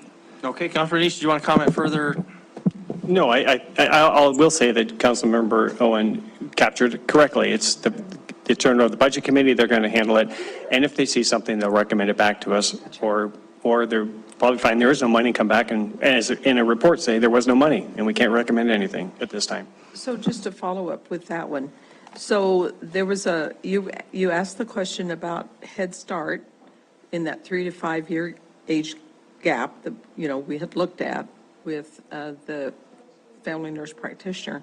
And you were asking for data for that to see what sort of historical data they have in helping these kids. So are you also making that recommendation that they include that? No, I'm not. All I'm saying is that turn this over to the Budget Committee, let them handle it, and then if they deem necessary, they'll bring it back to council. Gotcha. Okay. Councilor Ripsis and Councilor Roy. I need to set this back to the Budget Committee with just some, vague notion of, someday they might provide us a recommendation. I don't want to just have that be, or the Operations Committee or Legislative Committee, just a place where things go to die. I also see that we have $500,000 in a misdemeanor jail space that we have no idea if it's going to even get any traction at all this year. So I would hope that these things could be considered in some perspective of there might be other allocations that we could make, some adjustments that we can make to previously understood goals, and we might have some more higher short-term priorities that might given the context or what may or may not happen with other things that we thought would be good to do and might still support, it might be worthy of reconsideration. So I guess I'd support sending it to the committee, but probably with a timeline of bring it back within a month or something with some ideas. Okay, maybe, Councilmember Rowan? So, gosh, now I have all sorts of things to talk about.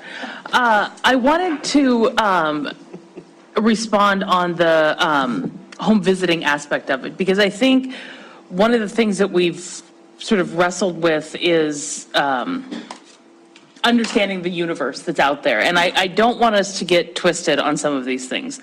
There are a significant number of agencies that do home visiting beyond the earliest years. There are ones that do it for, right at birth. So it's not, there's not a straight nurse family partnership Head Start pipeline. There is a huge coalition of people who are working on home visiting programs. I would have hoped that the city administrator would have included council in more of those meetings so that we could understand the fullness and where our funding might fit, but we're not there yet. But I think that gets us back to kind of how the budget committee should wrestle with this. The scope of the budget committee is to consider all budget amendments and to consider the budget that's coming. I don't think we can do it in a month because we're not going to have, the dollars are not going to change between now and then. I don't think it's accurate that the misdemeanor holding facility is not getting traction. I actually think that summer is over and we're finally beginning to get traction. So I don't believe we can do something within a month. Can we do it by the end of the year? Probably. We will know more about the budget. We will know a little bit more about marijuana revenues, what's working and what isn't, how contracts or multiple things are coming in. So I would hope that the budget committee, as we continue to figure out this fund, the scope of it, and bringing recommendations, not so much on policy, because I think that policy conversation remains here, but simply on the allocation of dollars and competing priorities. As we're watching the Stillwater building, all these things, I think we're going to need till the end of the year.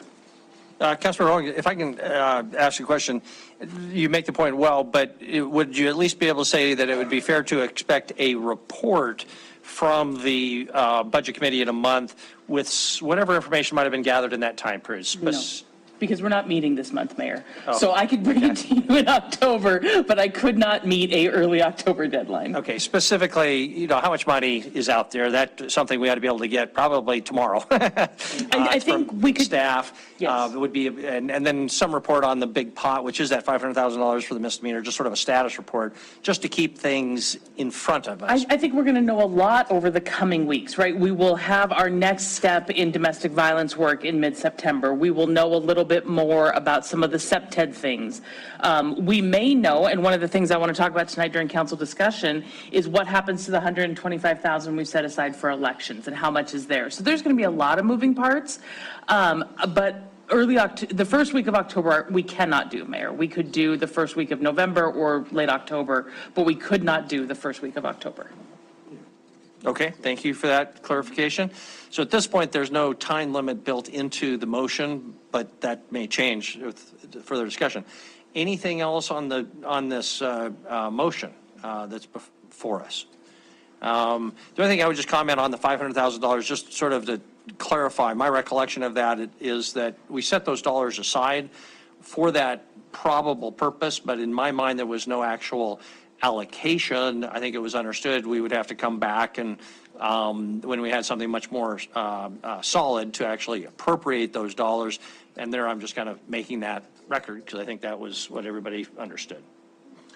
There will have to be a contract, so yes. Yeah.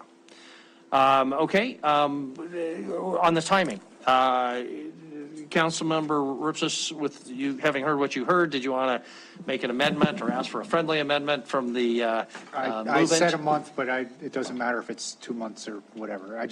I would like there to be some type of concrete plan for bringing that back to council, whatever you feel is appropriate. Okay, council members Anise and Boyette, did you have any problem with making that some report by after the first budget committee meeting in November? Yeah, I have no trouble with that. I felt the budget committee would address this priority anyway. but if you want to put it in concrete, we'll add that to it. Okay. Thank you. Okay, so that's the motion before you. Prepared to vote? No. Oh, Councilmember Joy. Thank you. Thank you, Mayor and Council. I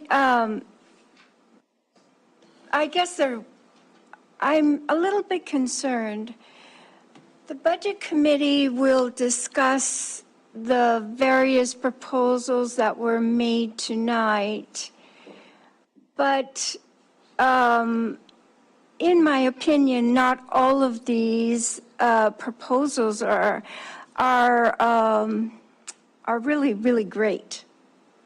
And I'm sorry to say that, but I don't think they're all equal in the importance that they have and some of the ways that they're aligned. I don't necessarily think they're all really great proposals. I think that there are, in particular, I see the one for Head Start, and I'm a little bit confused about the ask from Head Start. A behavioral specialist is a very specific set of skills done for a very specific reason. And I don't see how that's linked to ACEs. So I don't see that linkage. A behavioral specialist is working on behavior. A behavior specialist does not address ACEs. ACEs are addressed by counseling. Two different, way different things, not the same things. So I don't see all these proposals as equal, and I guess that I'll need to come to the Budget Committee meeting and we can talk more about these proposals, and I'll try very hard to make that budget meeting because I think there are some really specific things that are in there that don't line up with what would be a good proposal. Thank you. Very good. And just a reminder, council, anybody's welcome at the Budget Committee meeting. Those are public meetings, and you could come and advocate for, against, or just to get information when that happens. So, okay, if we're ready to vote, then the motion, I think, is understood. So if in favor of the motion, please say aye. Aye. If opposed, say nay. Motion passes. We'll look for more information from the Budget Committee. And Chris, if you develop information from Andy about how much money is available, please distribute that. Don't wait just till November to have it, bring it back to us. Will do. Already shot the email to him on that question that Councilmember Owen asked, and I'm sure we'll have a response tonight or in the morning. So. Thank you. And as those numbers continue to be refined, please keep us up to date. Appreciate that. Okay, Council, that concludes then item number 2. We've got more than 15 minutes before our usual break time. So thank you, everybody who was here for item number 2. Stay tuned and please continue to do what you're doing to support our community. We appreciate it. Number 3 is our Mount View Cemetery plan. Brandon Schmidt, our cemetery supervisor, is with us. And I told our city administrator today I was thrilled to see this. Well, I may not thrilled, but after five and some years, I don't remember getting a real report on Mount View Cemetery, and it's really an important part of our parks portfolio, so to speak. So I think this is a good opportunity. Thank you, sir. I'm good. How are you?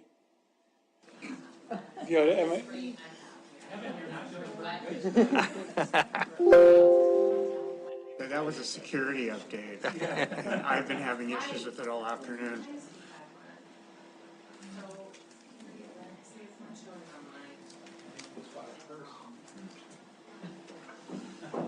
I could ad lib, but I'm gonna get myself off. Can't tell if it's coming from his or.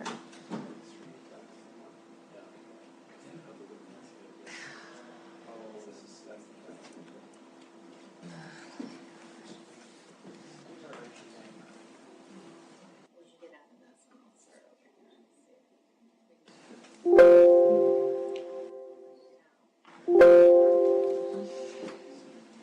might as well take a break. Denise, would it help if we just took a break now and then came back? We're happy to do that.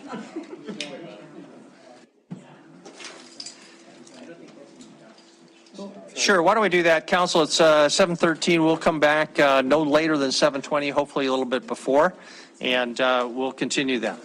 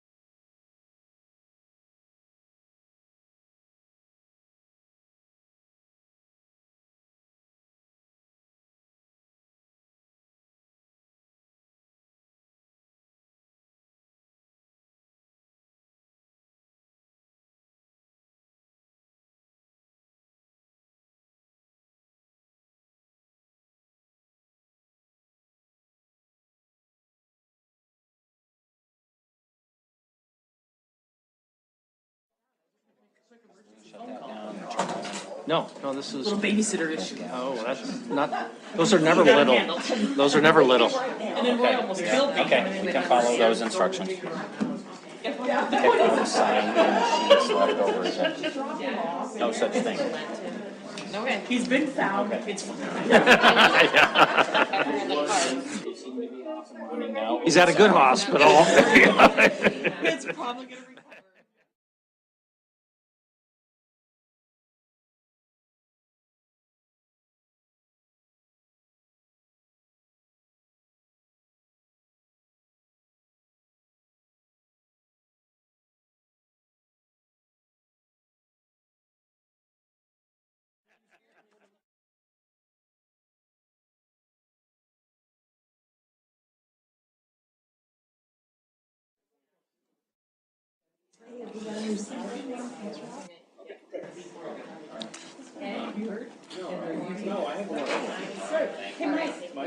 Where's our slide? Chris, are we ready now? Yes. Okay. Oh, I'll have to check. I'll get an answer for you. We still don't have that. Okay. Is Danny? The plastic guys are melting Plastic the guys. they're Hey, Danny? melting the plastic to create the slide. Yeah, maybe he'll look over the stretcher. Different pitch, the lower the pitch, the better.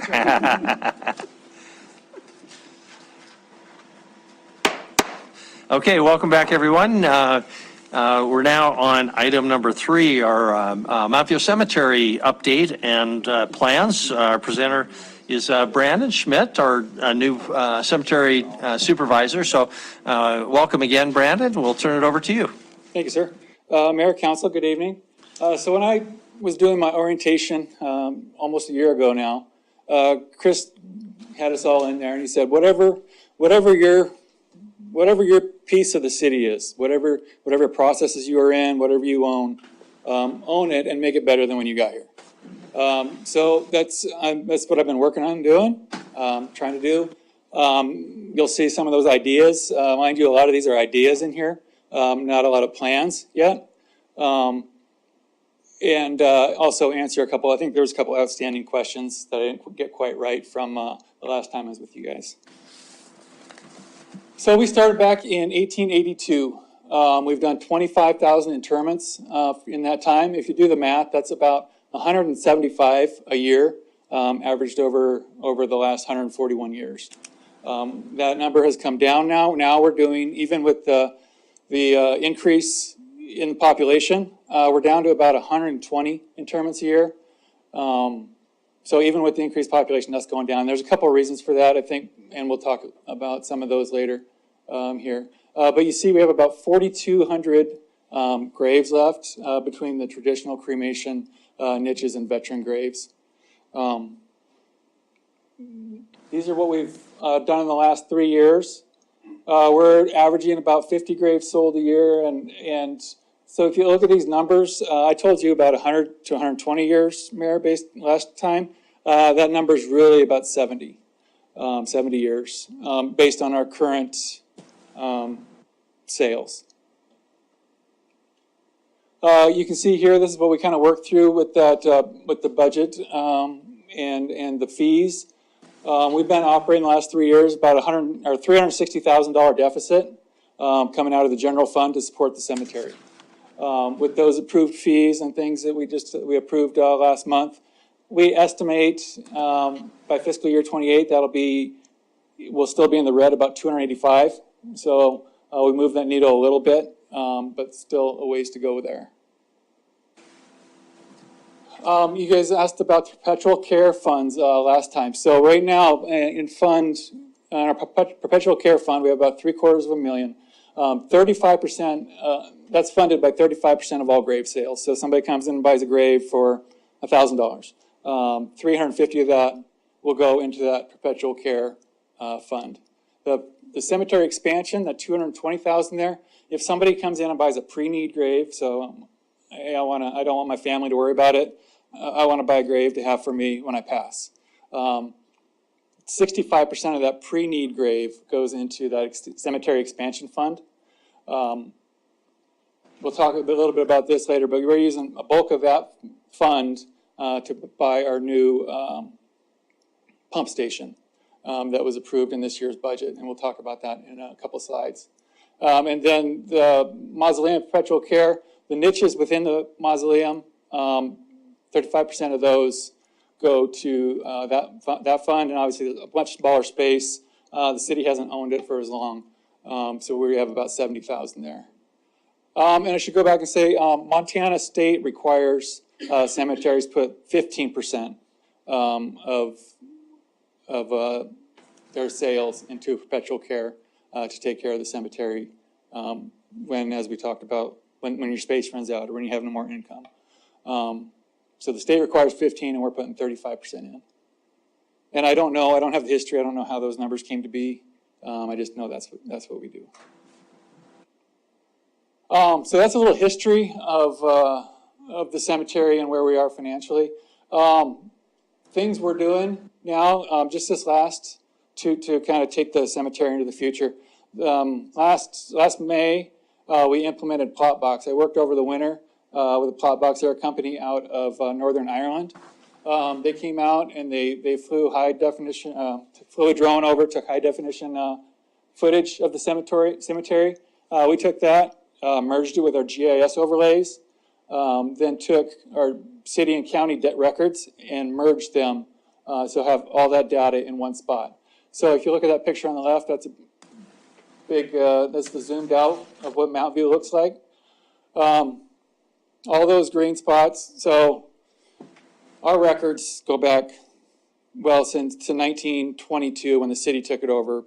The gap between when it was a private cemetery in 1882 and 1922, they're pretty slim. So they're kind of, they're not really reliable. If somebody came in and didn't have funds to pay for a grave, well, they weren't cold-hearted. They buried him anywhere, and they literally buried him anywhere. And there was no record of it. They might be in a road. We got several mass graves from 1918 that we don't know who's in there. We know where the graves are at, but we don't know who's in there and how many are in there. So all that in the old part of the cemetery, that's kind of sketchy information that we really don't have a real solid record on. But the rest of it, going back to the paper copies, more of a history lesson here. So somebody used to go out to the cemetery and pick out with the cemetery super, my position, say, I like this grave, this grave, this grave. And cemetery supervisor would write that down in his notes. Then that person would come down to City Hall and pay for it. And it may have been one of those graves they picked out that the cemetery supervisor wrote down. Maybe it wasn't. So I have 3 or 4 different data sources that they don't always match up. So all the green dots up there are available graves. I'm in the process now of going through all those data sources, trying to reconcile those differences and finding out what is really real and what is not. So that has been helpful in going to Plotbox and getting all this information consolidated into one spot. If you move on and you can zoom down into an individual grave, this one I zoomed in on actually is my mother. And you can pull up, so you see her, where she's at in the grave, where that person's at. If you zoom down, and then if you pull that record up, you can go in there and see all the financial data, any contracts that were written for it, anybody who was involved in those contracts. So if there's a problem with the grave at some point, there's a problem with the headstone, you know who to call and contact. It just consolidates all of our information into one spot, one easy-to-use location. That information, then, you see the pictures on the right, goes to, so all the pictures on the left is what I see and what my cemetery staff see. The ones on the right is the public view. So all that data goes into Discover Ever After. And then people can, and there's a link on my website, people can click on that, look up whoever they want to look up. It pulls up some of their information is migrated over, date of death, genealogy stuff, where they're located. One really cool thing is that blue box, you really can't read it, but it says get directions. You hit that button, it pulls up Google Maps, and it'll walk you right to that grave, which is pretty cool in helping folks find their loved ones. They can also, you see there on the left, or they can share, they can post it. You know, it's all about posting on social media these days. So they can post that to social media as well. So it's all a real cool tool that helps me manage the cemetery and manage all that data. It's a cool tool for the public in that they get a lot more information now, a lot more user-friendly about their loved ones or someone they're trying to find. So we've done that. The next thing that I have planned to come up, and I think last time I was here, Ms. Carrington, you mentioned veterans and your appreciation for them. And being a member of the Navy for 24 years, I want to say thank you. I appreciate that. And as a retired Navy commander, I do myself have an appreciation for the veteran community. So I came up with this idea to have a Patriot Run. November 5th, it's the weekend before Veterans Day. We're going to be hosting our first Patriot Run. All the proceeds from that run are going to go to fund veteran burial services in the veteran sections. Right now, veterans will get offered a grave at no cost to them, but we still charge for the burial, the services of the burial. So my plan is to partner with Partners for Parks. They're going to administer the grant fund, and then hopefully, this race is successful enough that I could, fund several veterans burials. You'll notice if you all have the slide, I put a link up there, so please, everybody sign up. Bring your family, friends. Go ahead and get logged up. I get a report every morning, so I know if you didn't.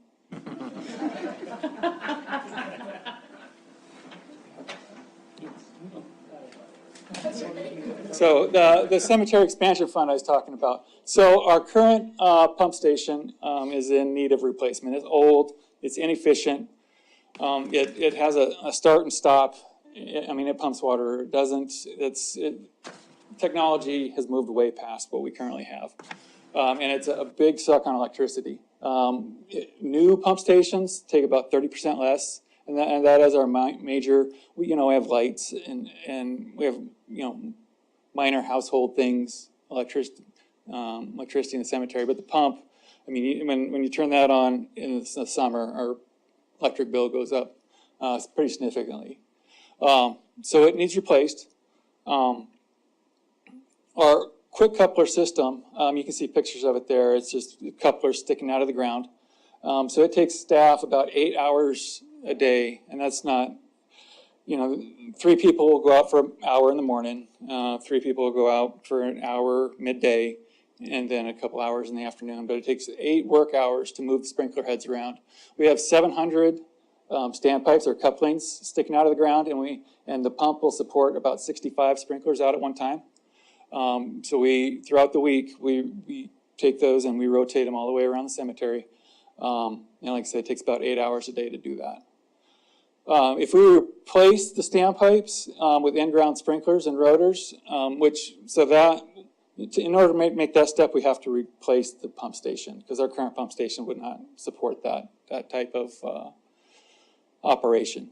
But we can put our rotors in the ground, get rid of those standpipes, and we'll find more efficiency then in mowing and trimming because then we won't have to mow and trim around those 700 additional obstacles out there. So we'll find some efficiency that way. We'll be able to water. Right now, staff has to be there because you have to manually turn it off and on.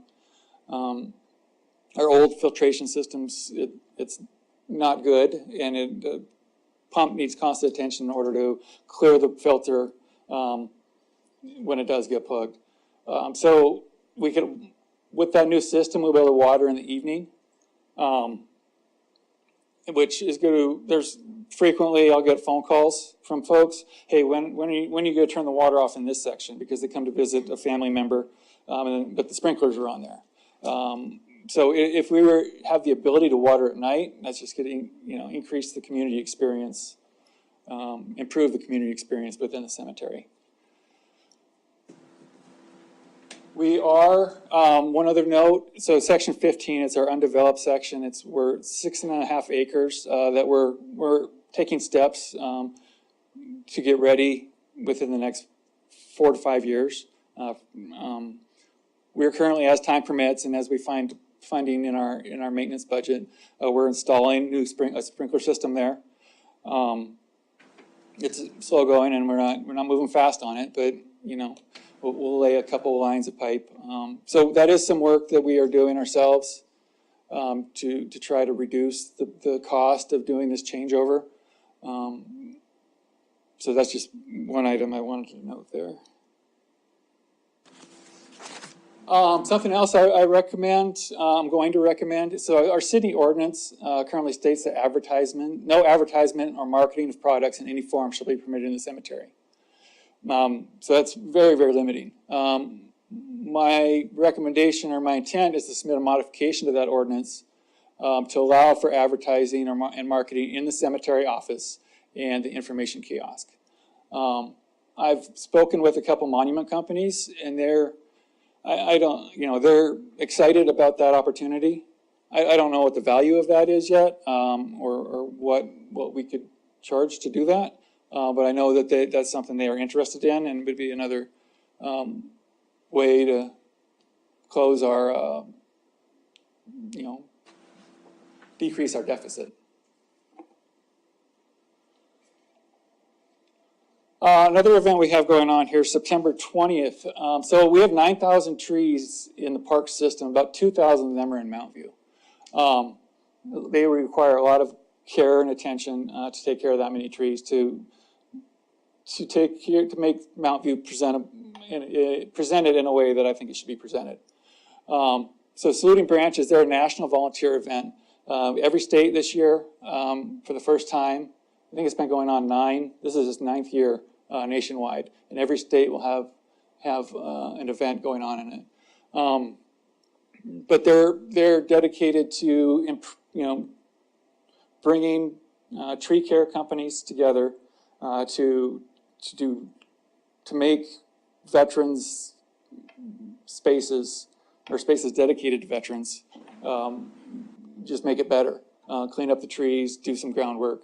So CM Tree Service is organizing it this year, and they chose Mountain View Cemetery to do it.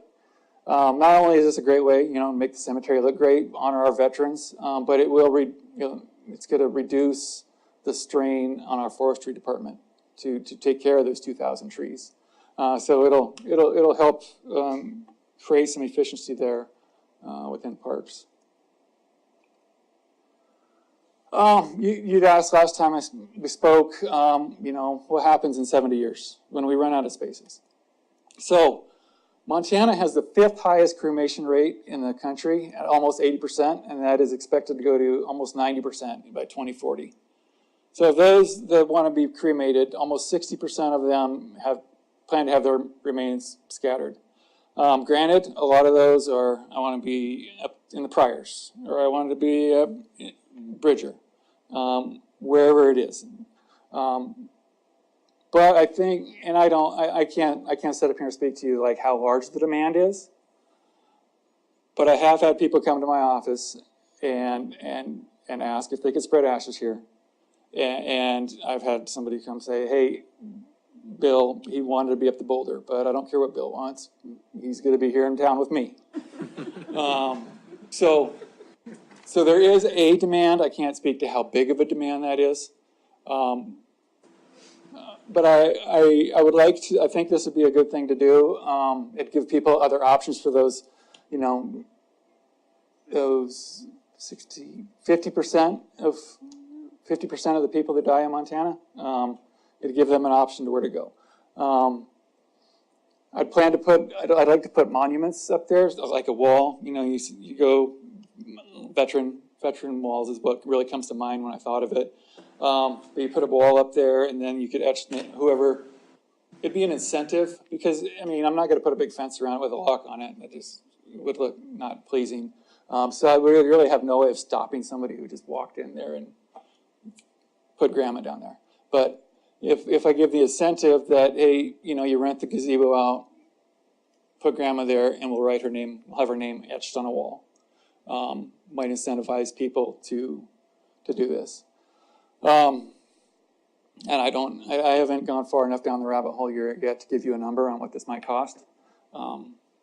Like I said, many ideas, not a lot of plans before you tonight.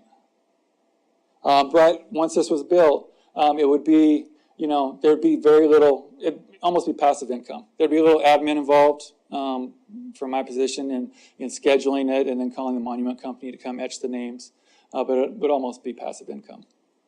And then this would last forever. I mean, we wouldn't run out of room of that. So,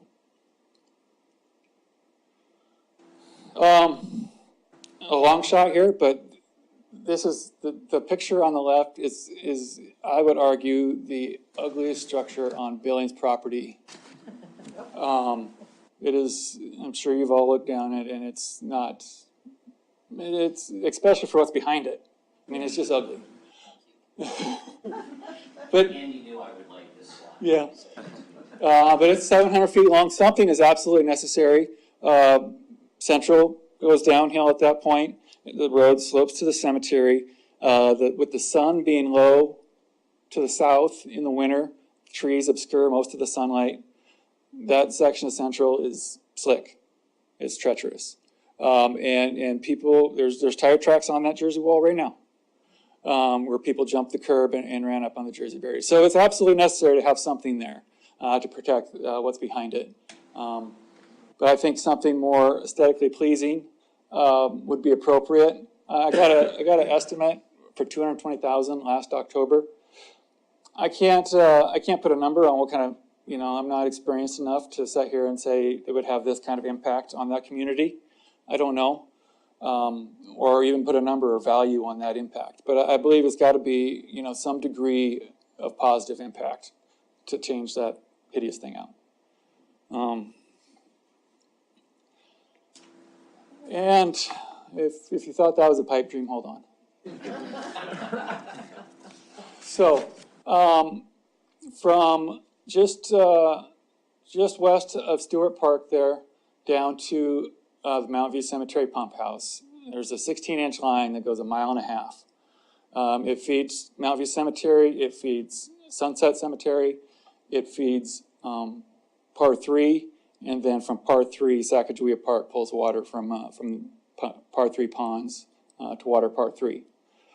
So here I got some new information. Actually, in the dark recesses of the cemetery basement, I found a map that said it was installed of the original installation map, or drawing, from 1961. So I got that 41 from our cemetery historian, and he's a couple years off. But so 1961, that pipe was laid. It's 13, each section is 13 feet long. The middle picture there shows what couplings were used to couple it together. We have about 600 of those. Since 2019, the data I've been able to pull up from 2019, we've been playing whack-a-mole, and we've fixed three couplings that have failed, costing $70,000. This fall, I have 2 more spots that are leaking onto Central. That streets and parks are particularly concerned about one. It's right in the middle of the road, and there's a pothole for me.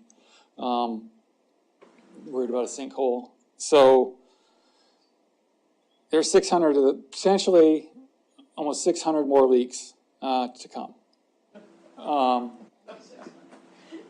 So that's a lot. If you figure $23,000 for each of those, that's about $24 million to chase leaks, assuming they all fail. There are other options available for like pipelining, these newer technologies that they've come up with, that puts the number closer to 1.2 million. Still a big number, but replacing or fixing 1 or 2 every year out of the maintenance funds, that's going to be a strain on cemetery and parks budget. And you see Sunset Cemetery up there. So we figure these percentages. So when I have a leak, 40% comes out of the budget, cemetery budget, 35% comes out of Part 3's budget, almost 19 Sunset, and then 7 for Parks. That is based on square footage of what each property is, and how much water, how much ground they have to water is how we figured those. So it's a lot on all of those organizations to continue to fund these leaks. But I mean, we have to get the leaks fixed. We shut the irrigation off, then those places aren't green.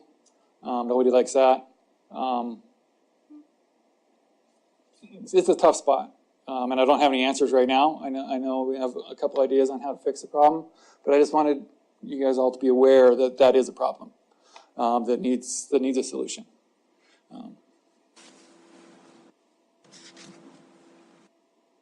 So I've talked all sorts of scary things about money that we're and how big of a deficit we're operating under. So what do you do to, we can only raise so much money right now, and we're continuing to try to find new ways to close that deficit. But we can also try to raise the value of the cemetery for your average taxpayer. Some thoughts on how we could do that. Mind you, a very tasteful trunk or treat, possibly get folks in the cemetery, not any ghosts or goblins or any, but maybe like Charlie Brown, or some maybe historical figures that are buried in the cemetery. I mean, it have to be a great amount of thought would have to go into it to be respectful of the folks and family that are represented there. But I think there are ways that we could do it, and then that would get more people in the cemetery using it and increase the value of the cemetery. Yellowstone Valley Animal Shelters, they're neighbors. And like I said, we have that 6.5 acres. Maybe we could do an adoption event there. We set up, to bring the dogs over there in our field, and we have an adoption event. I think would raise the value of the cemetery. Movies in the park. I think Coco, and there's others, would be a fun movie to show there. Once again, tasteful. We don't want to do Friday the 13th in there or something like that. But tasteful events that we thought through to, like I said, bring value to your average taxpayer.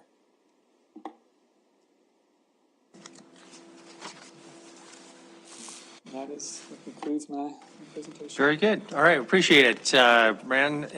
We've had lots of questions about it. Councilmember Boyette, Councilmember Tidswell. Thank you. That was very well done. Thanks, sir. I work part-time at a mortuary, and I travel around Billings, and I notice that a lot of churches now are installing their own columbariums. That's the future, I think, rather than the traditional burials in the ground. I've heard that. Folks have said that to me. In fiscal year 21, I sold 5 niches, 22, 3, 23, 3.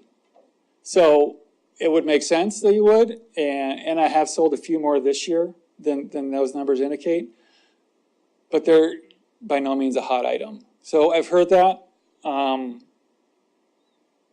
but what the data I've seen, particularly from Mountain View, hasn't washed out like that. Okay, but a lot of it comes down to advertising, and that's one of the things that you talked about. If you advertise it, they will come. A lot of people don't know. They assume you don't have it. But just a thought, because the churches are doing it, and they're starting to fill up. So that's just maybe one more option to put a columbarium in somewhere along with the spreading garden. At least there's an option there. Yes, sir. Thank you. Councilmember Tidswell. That's okay. How do you decide pump station costs for the pump station in-ground sprinklers? What does that project look like? So, and I forgot to mention this. So we'll be talking about the pump station next week, the September 11th. Well, hopefully you guys just read about it. We don't have to talk about it, but we can talk about it too. That's fine. The in-ground sprinklers, that's like I said, I didn't put the numbers together, but to have somebody else do it, we're in the millions. Okay. If I do it piecemeal, I don't want to give you a solid number right now. I want to do the math. We could do it significantly cheaper, but it would take more time. We'd be weighing all those costs against the efficiencies as well? Yes, sir. Yeah, okay, Yes, sir. perfect. Yes, sir. That's all I'm looking for. Thank you very much. Great job. Thank you. Councilmember Braun, Councilmember Neese? Thank you, Mayor. So we've talked a lot about some of these improvements, and I just kind of want to get a sense of prioritization. So the current CIP that was approved with the budget has 270,000 in there for the pump station. Does that sound about right? That's what's in there. That's not what we're spending, though. What, do you think it's more or less? Less. Okay, so then in addition, for fiscal year '25, the CIP has 610,000 planned for developing that 6.3 acres. Would you say that is the priority, or is the Jersey barrier the priority? Or how would you kind of rank the things that you've put up here for us tonight in terms of prioritization? So the pump station's already, it's been approved. Yep. That development of section 15, I believe I can get that done with the staff we have. It's not gonna, and maybe even by the time it rolls around in the budget, or in '25. So we're working on it piece by piece, and I think I can get that done internally, much cheaper than that. So would you rather see those funds directed to the Jersey barrier? To the spreading garden, or what are your priorities here? Not to put you I on would the spot. defer that to my director.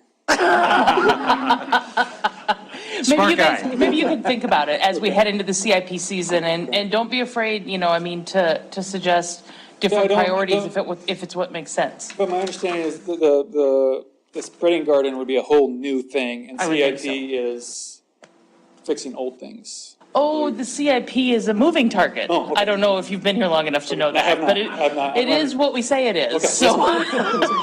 Yes, ma'am. I know. And then, are you working with Public Works on that pipe? Yeah. Okay, thank you. Very good. Councilmember Neese? Thank you, Mayor. I'll roll right into Public Works question on that barrier, because if you're describing that street the way it is, it's so close, and if you look there, there's not much room for, just barely a sidewalk.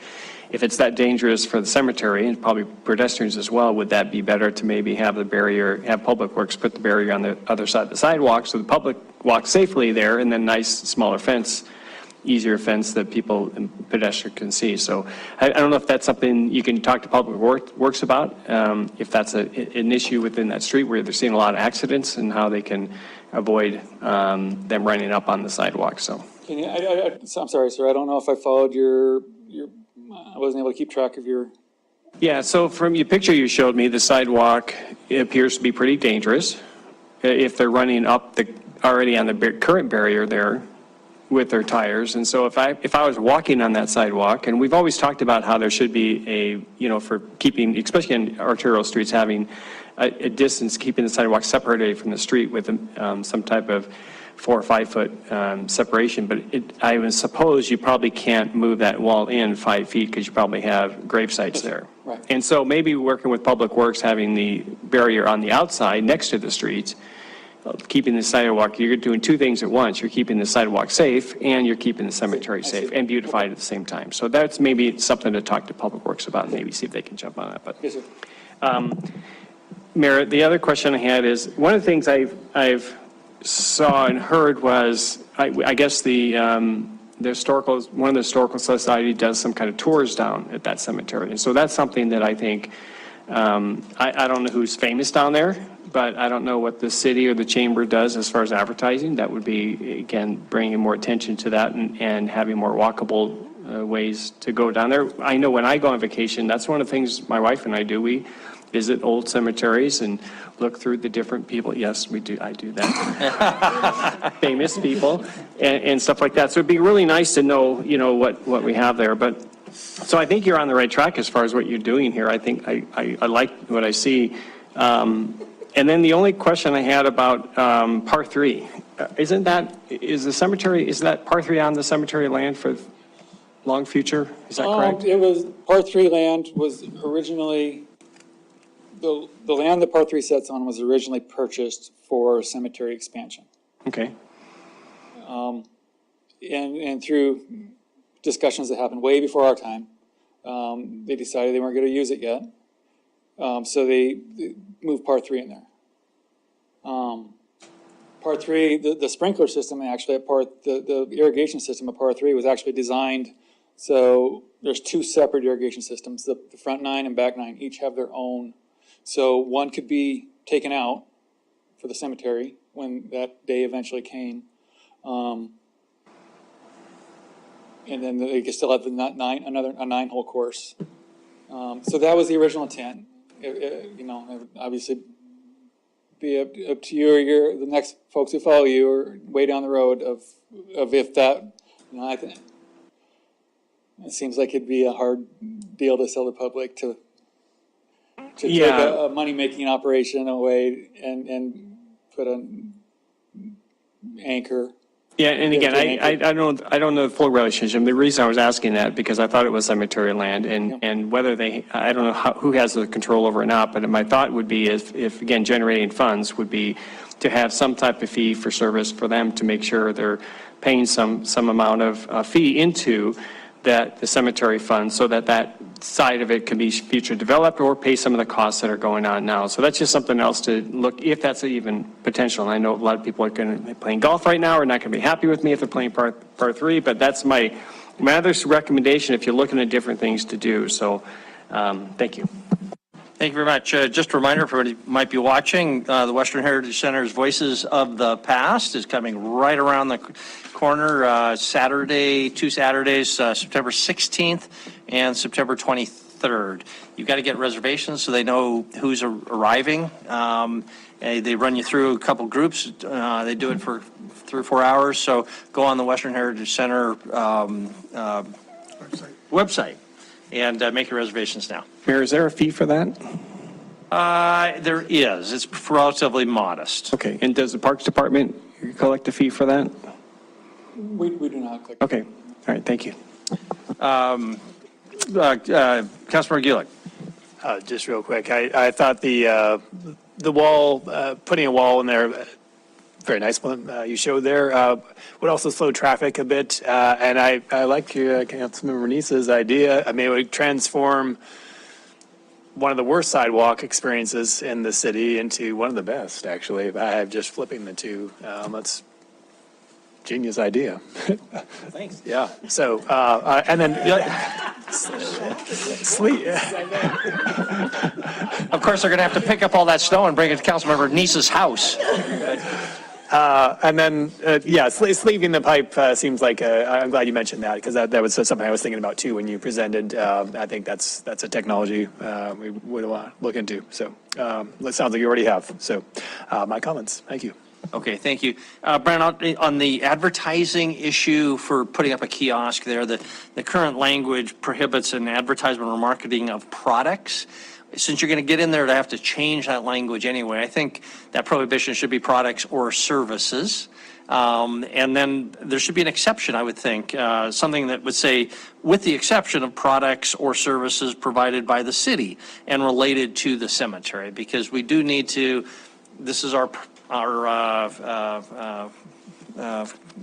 product, I guess, so we wouldn't want to close ourselves out to do simple advertising for ourselves on that. But anything else for Brandon before we move on to the next item? And actually, we'll open up for public comment. I see we got John Dahl in the audience. He might want to weigh in on some of this. So, Councilmember Tricky. I just wanted to add to your comment that that advertising and promotion, one of the things that happens in something like in the death care industry is that people don't think about it in advance. They only think about it when they need to deal with it. And at that point, they're just going to go with whatever, makes sense. So if you don't put ideas out there, it doesn't, we're not going to change the culture and how people are using it.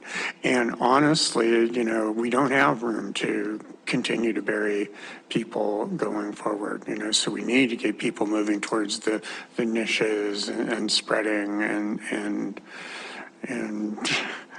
composting and green burials and all the interesting things that are going on there. I will just say one idea that I love the spreading garden idea, and I would love to see us pick some nice spots around the city, and expand that idea. Very good. Thank you. Okay, thank you, Brandon. Appreciate it. We'll open for public comment. Is there anybody who would like to comment on this item? John, please come to forward. We just ask that you tell us your name and address and keep your comments to 3 minutes. Okay, my name's John Dahl. I work at Dahl Funeral Chapels. Thank you, Mayor, and City Council members. I guess, you know, I mean, I'm not gonna, you guys have been here a really long time. I'm amazed how much work you guys do. This is really, and it's quite a process, but, and a lot of my ideas, what I want to do really is visit more with Brandon. I'm just kind of, I came tonight because I don't want to be in competition with the city. And when you open up the door to selling merchandise, selling vaults, you know, taxing us with an access fee and things like that, it gives me a lot of concern. And also other businesses, you know, the monument businesses. There's a lot of other businesses are going to be impacted by what you're going to have to do. And you guys are going to have to make the choices that are, you know, better for the city taxpayers. But that's my original concern was about, you know, the merchandising. Been talking to Brandon, we had kind of a client that kind of went between us and there was some mix up and stuff. And anyway, we got it all worked out. It's fine, but it gives me a lot of concerns about the city being in business. You know, it's hard to compete with a tax-based, you know, business.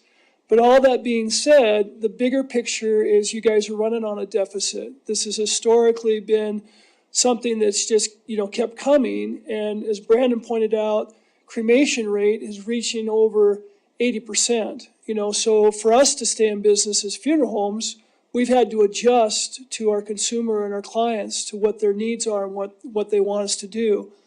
We can't run in that kind of a deficit. But anyway, my thoughts are really going towards, and I want to run a lot of these ideas by Brandon and refine them and come back to you.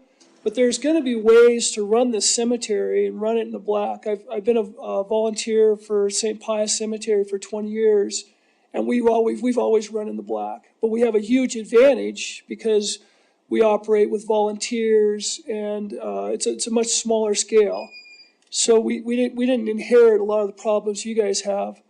But I mean, it's just real briefly, I mean, there's ways to beautify the cemetery.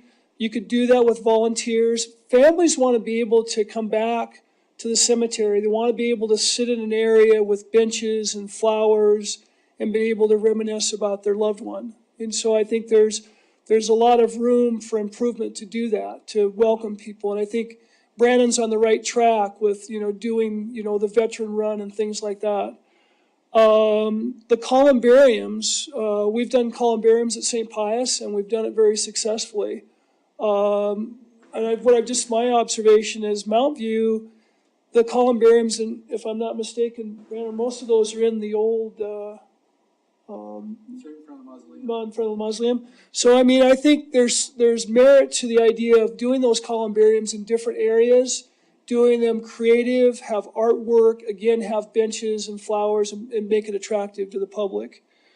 Something that's really going to be important is to market your pre-need sales, and don't alienate the funeral homes, but, you know, join or, you know, work with us, bring the information. We'll market your cemetery. And it just happens, I don't own a cemetery. My competitors both own cemeteries, and I'm always been promoting Mount View as the cemetery to go to. And so, you know, there's a way to, you know, when the clients come to us and they pre-plan their funerals, we should be able to, you know, hand them nice looking brochures about all the improvements at Mount View, and this is the cemetery that you want to go to. You know, the sale of trees and markers to the families. There's some other ideas that I have that I think, you know, that'll increase revenue. But again, these are things that I don't want to take up your guys' time, but I want to, you know, get together with Brandon and share some of these ideas and maybe, you know, try to be, you know, part of the solution. You know, I was shocked. I couldn't believe that number of $360,000.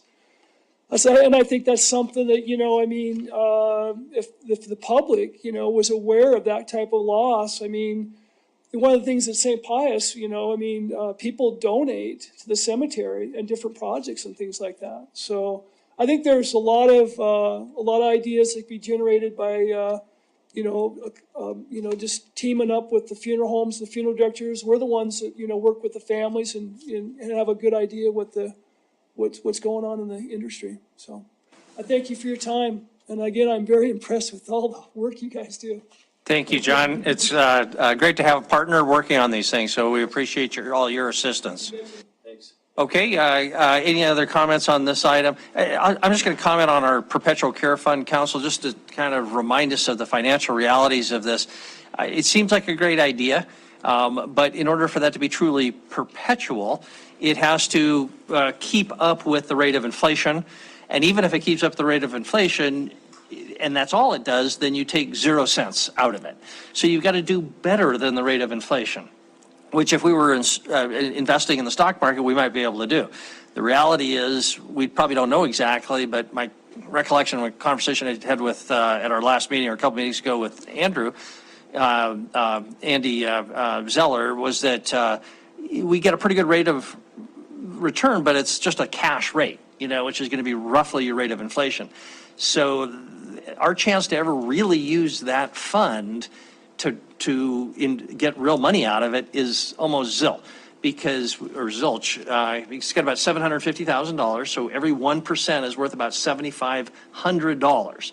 So if we beat the rate of inflation by 1%, we got $7,500 to maintain all of that. If we beat it by 2%, which is doing really well, now we got $15,000. And those numbers are pocket change, and it's a great idea. And I'm amazed that we set aside 35%, and it's only mandated to be 15%. So you see the problems that these rural cemeteries have, and that they really can't maintain long term. And so we're probably always going to have that subsidy. So that's just the way the numbers work out in my head. Okay, thank you very much, everybody. We'll move on then to item number 4. And our discussion of charter review.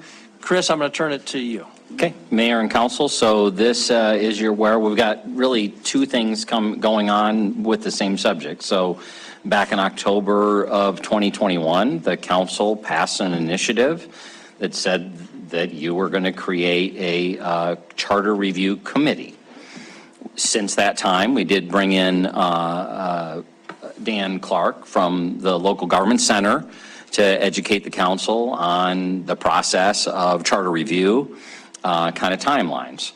And now we find ourselves in late 2023, and we're coming up on the Montana constitutionally mandated component of local government review. So I think those are good things. I think we're in good shape, but ultimately looking for the council to ultimately, I guess, make some decisions as to whether you want to do something specific with that 2021 initiative or not. And if so, okay, how do you want to proceed? If you don't, we don't have a choice but to comply with the components of 2024, which is what we gave you on some of the attachments for tonight's packet. I will also state that actually, I think it's tomorrow, the local government committee at the state of Montana, they're doing some review. I see Dan is making some presentations to them as they're continually kind of working to improve and clarify for all the cities and towns and counties in Montana, the local government mandate in the Constitution. So really, I'll turn it over to you, Mayor and Council, as to how you would like to proceed, but that's why we supplied the information to you this evening. Thank you very much, Chris. And Council, I'll just recommend the materials in the packet long-term, in particular the model city charter put out by the National Civic League. This is their 9th edition from 2021. It's got just a lot of good general provisions that might find their way into a charter. But more importantly, they've also got a lot of discussion about the reason behind them, and the preamble has a good discussion about council mayor forms of government and council manager form of government that we have, and they're kind of unashamed advocates of the what we've got, the council manager form, which is the predominant form in the city or in the country and continues to become more popular, not less. But where do we go?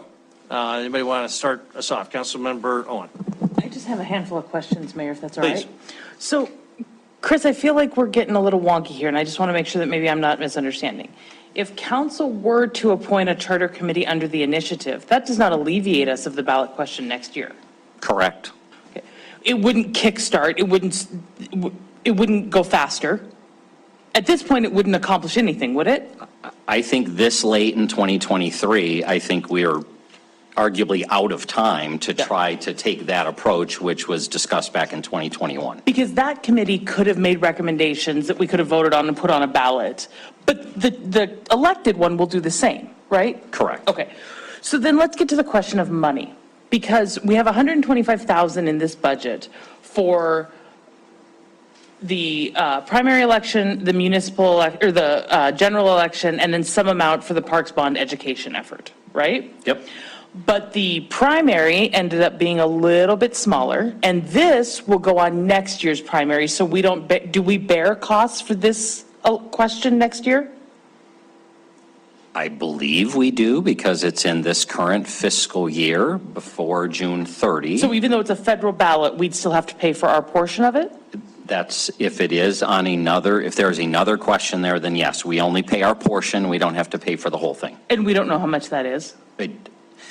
The numbers of, the estimates have changed quite a bit. We have actuals from the last several election cycles, but it is the case that the estimates we have this year from the election department have been raised quite a bit higher. We'll know real numbers when we finish this primary here in another 6 weeks, and then this general. Do I understand this primary to be about 50,000? I think we think it's well under that, because, right, this primary is for Normally one. they're 80-ish, and I think it was estimated to be a little higher. And just to make sure we're talking about the same thing, we're talking about the primary for the city of three, Billings. yes. So it's one ward. Correct. My understanding is it is per ballot. And so if we're talking registered voters and the estimate for the whole city was roughly 100 or right in that neighborhood, we're 1/5 of that for one ward. So do you think in that 125,000, we have enough to do the Ward 3 primary, the municipal general, the education effort on the Parks Bond, and this question to the voters next year? No, Okay. is my estimate for all four of those How much things. do you anticipate spending on the parks education effort? So just signed a contract today for 10,000, not to exceed 10, with the firm that's helping us develop the materials. I think that total is going to be right around less than 25, between 20 and 25,000. So we will need to figure out money to put this on the ballot.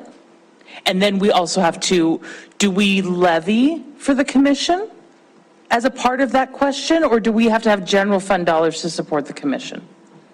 I don't believe we have the authority to levy anything above our charter cap. So even, Because the question has to have some dollar figure in it, right? correct, the Okay, can you statute does. cover that again? Yeah, so legislation, not the constitutional piece, but as I understand, the legislative piece that coincides with the constitutional component requires that we put an estimate of what the committee will need to do its work.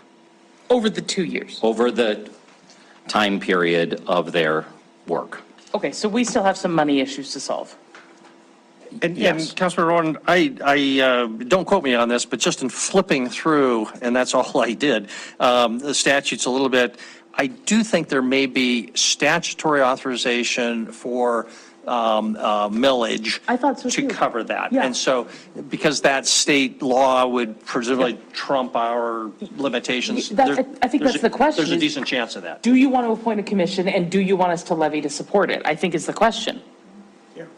Yeah. Thank you. Well, let me correct that. In the commission we're talking about is, maybe we should use different language, a citizen review group. Because this commission concept is the statutory version that the voters can approve or not approve. Right, that's what I'm. So, but what the initiative was to do something different, and I don't know that we could pass a mill to fund that. That would just be on us. Yeah. Councilmember Bernice.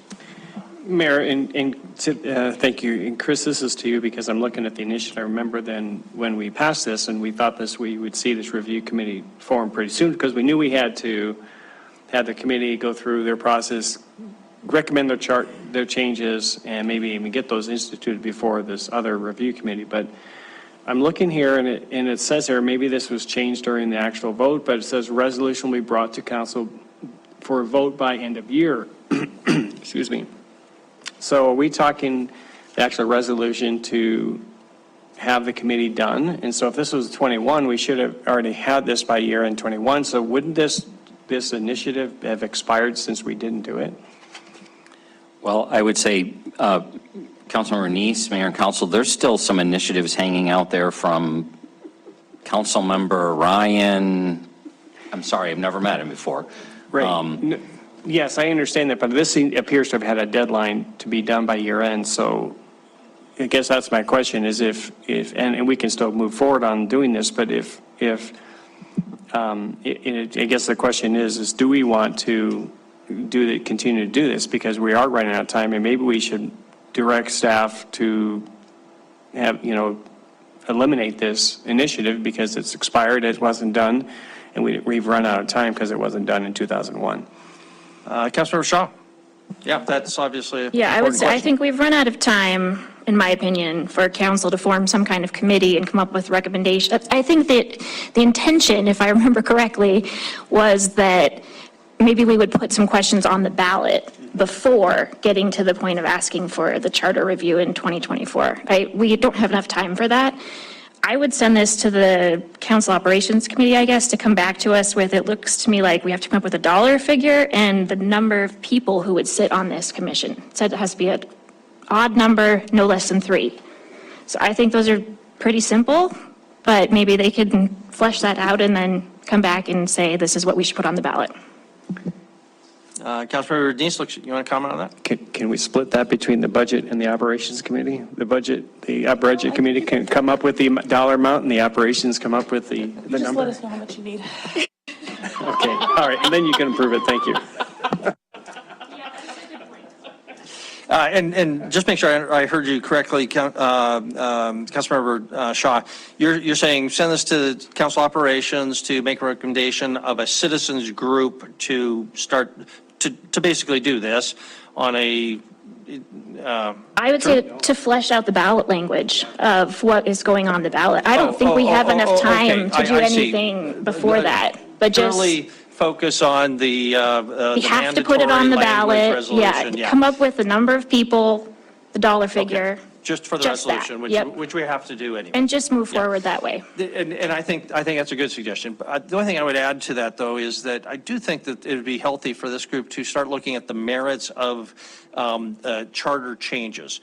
Not necessarily in a very fundamental way about the form of government. I do think there's some technical, call them tweaks, that we should be thinking about and be prepared to act on if we agree that there are some changes, either so that we can go to the voters at the time of their voting and say, we think this is a good idea.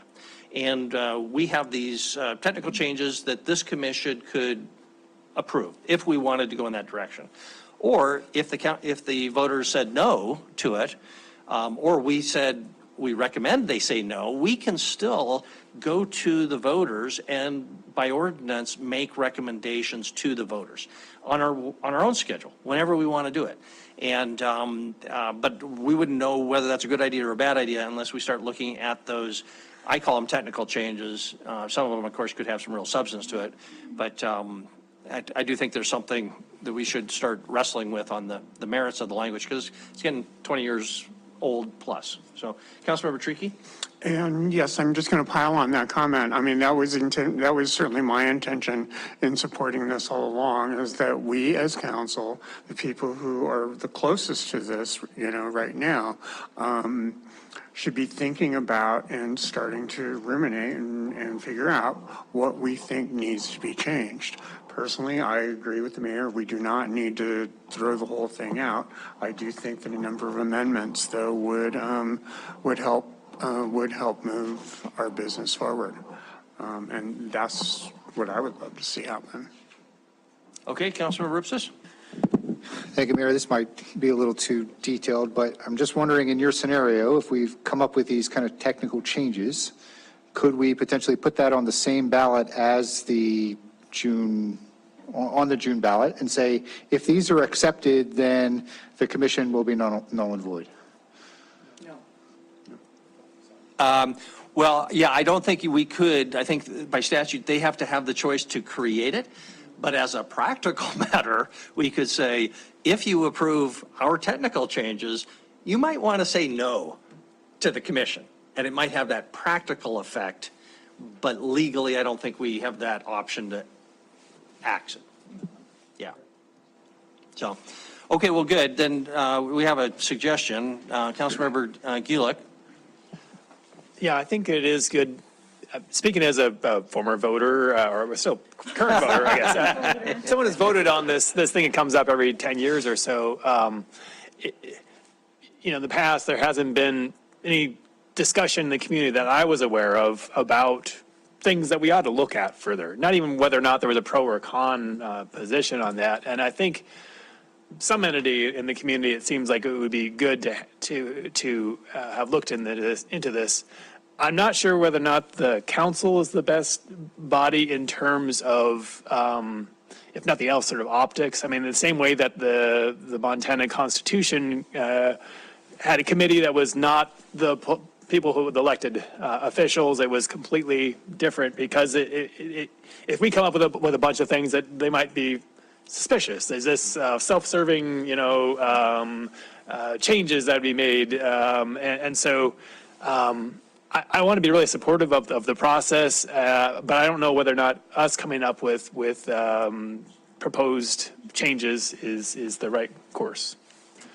And I think we'd want to clarify, even if we came up with it, we would want to have a public process to get public input for sure. Councilmember Rowan, Councilmember Neese? I think I just want to concur with what Councilmember Gulick says. This is a really unique feature of our state, and I think we should be proud of it, not fearful of it. I think the Polco data showed that about 29% of the community is happy with city council right now. So I think even if we end up as a community saying, you know what, we only need a couple technical changes or some minor tweaks, there's such value in the process of talking about how our local government works. Is it working for us? Is it what we want? As we're growing as a community, do we have the right type of infrastructure to support the leadership of our community? The process has such value, and I don't think we should be fearful of it. I think we should. And I agree, it can't just be council because it comes off as self-serving, but we as residents of this community should be really proud that we have an opportunity to do that. And I would hope that we all as council members encourage our constituents to care about this, to learn about it. I hope we start seeing library programs or school programs or something that tells people this is a really special opportunity to have a say in something that right now I think there's probably some dissatisfaction about. So I agree, I think we should have a robust conversation about this. Councilmember Neese? Thank you. I was just going to add that there has to be that separation from council and let the public, this is the people's document. And so I think we need to make sure. Now, we can go to those charter meetings. We can give our input because we've been there. We've experienced some of the things dealing with the city and what we think may or may not be included in the document. And I do agree with you, Mayor, that minor changes is something that we as a council can always put forward to the public, but I think they need to be minor. They wouldn't be substantial changes. We do every time we do a mill levy, we're going to the public and changing the charter. So I think there's things that we can do outside of this commission, but this commission is, as Councilmember Owen said, this is special. This needs to be really in the public's eye that, hey, this is your government. What do you want to do with your government at this time? And so I think the more it gets promoted, the better. I look forward to participating in that and hearing the different ideas out there, what the public is wanting to do. Okay.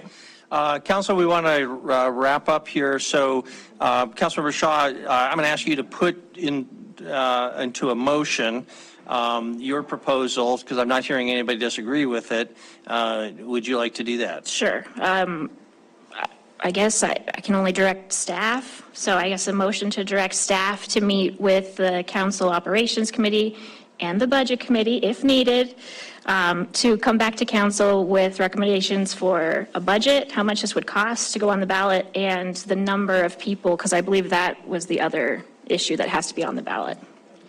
And to take no further action on the 2021 initiative, is that correct? Exactly. Take no further action on that. Second. Okay, and was there a second to that, Councilmember Neese? Okay. Discussion now that you have that on the table. Is there any discussion? Oh, I apologize. Councilmember Ipsis, we're going to hold in abeyance that motion so we have an opportunity for public comment before we vote and have further discussion. So we'll open up for public comment. We've got, there's nobody in the audience, so we'll close it. No, Mr. Goodrich. Mayor, Council, Dave Goodrich, 129 Avenue D. I was at the council session when Councilmember Ronning brought forth, already done. You guys are ready to get out of here. Time flies. Yeah, and I would say honestly for the last, I'd say 10, 11 years, I've been in the ears of a lot of council members trying to bring forth some level of an initiative to create a committee to address the charter. I would like to inform you guys, several of you in council know that, you know, I've got I'm a part of a very large group that is getting bigger and bigger, that is very much in support of what I'm expanding from just charter review to local government review. Both city and county are required by law to be on the ballot. I personally think it's time for both to be looked at. The charter was put in place in '76. The last time there was anything done with the city side, city government, was in '94 when mayor term was increased from 2 to 4. There hasn't been anything done since then.